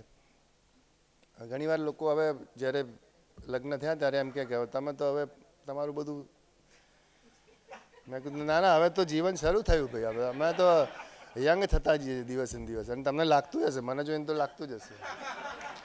એટલે એ બધું છે. નવજીવનમાં ખૂબ સરસ પ્રવૃત્તિઓ થઈ રહી છે. રામ એની માહિતી આપશે. આમ તો રામ મુંબઈ રહે છે, પણ લગભગ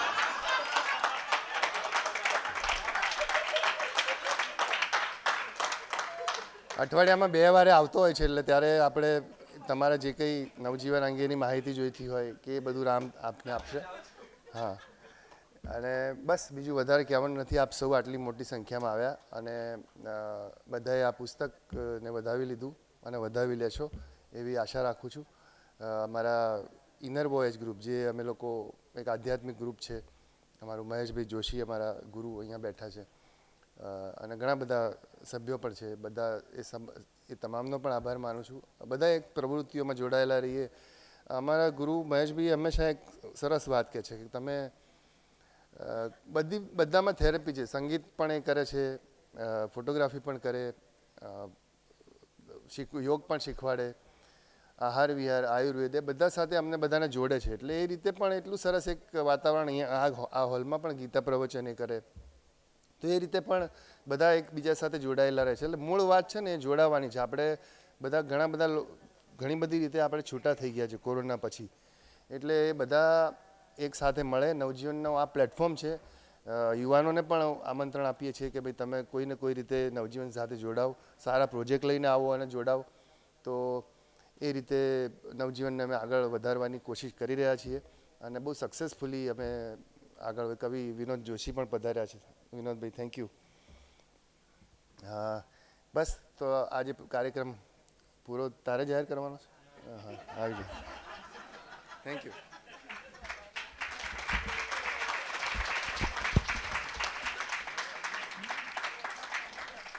તો આ હતા અનાવિલ વિવેક દેસાઈ. ખૂબ ખૂબ આભાર. આવતા રવિવારે 19 તારીખે સાંજે 6 વાગે આ જ હોલમાં કાવ્યગોષ્ઠી એક અમારી પરંપરા છે. એ પરંપરા અનુસાર ભાવેશ ભટ્ટ રજૂ થવાના છે. પોતાની કાવ્ય સર્જન પ્રક્રિયા વિશે વાત કરવાના છે અને કવિતાઓ રજૂ કરવાના છે. અને એ ઉપક્રમમાં એવું નક્કી કર્યું છે કે એક કવિ જે રજૂ થાય છે એના વિશે યુવા કવિ એનો 15 મિનિટ પરિચય આપે અને આ કવિની રચનાઓ વિશે વાત કરે. તો એ અંતર્ગત વિરલ દેસાઈ એ ભાવેશ ભટ્ટ વિશે 15 મિનિટ વાત કરશે અને પછી ભાવેશ ભટ્ટ રજૂ થશે.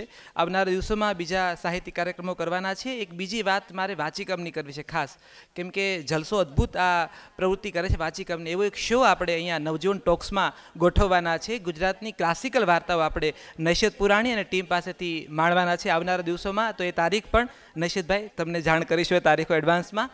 તો દરવાજા પાસે ડાયરી રાખી છે. મને લાગે છે ઉત્સાહમાં હું ડાયરી ભૂલી જ ગયો છું. એક મિત્ર દોડી મારી કેબિનમાંથી ડાયરી લઈ આવજો ટેબલ પર. તો દરવાજા પાસે એક ડાયરી છે. આપ આપનો વોટ્સઅપ નંબર ત્યાં નોંધાવી શકો છો. તો આવનારા કાર્યક્રમની વિગતો અને વીતેલા કાર્યક્રમની યુટ્યુબ લિંક આપણને એ વોટ્સઅપ થકી મળી જશે. આ બાજુ નવજીવન ટ્રસ્ટ પ્રકાશિત પુસ્તકો છે. શિલ્પા દેસાઈના પહેલાં 2 પુસ્તકો ત્યારે લખીશું શું અને પોસ્ટ લાગણીની અક્ષરયાત્રા. હું એક જ વ્યક્તિ છું જે આખું નામ બોલે છે આ પુસ્તકની. હા, એ બંને પુસ્તકો ત્યાં ઉપલબ્ધ છે 10% ડિસ્કાઉન્ટ સાથે. આ બાજુ ખાસ તો અબસુ ખાયો રે પુસ્તક 175 રૂપિયા કિંમત છે, પણ આજ ખાસ 150 રૂપિયા આ પુસ્તકની કિંમત રાખી છે. આપ એ પુસ્તકનો લાભ લઈ શકો છો. આપ સૌ મોટી સંખ્યામાં પધાર્યા છો. તો આર શેઠ પરિવાર, નવજીવન ટ્રસ્ટ પરિવાર, ભટ્ટ પરિવાર અને દેસાઈ પરિવાર વતી આપ સૌનો ખૂબ ખૂબ આભાર. શુભરાત્રિ.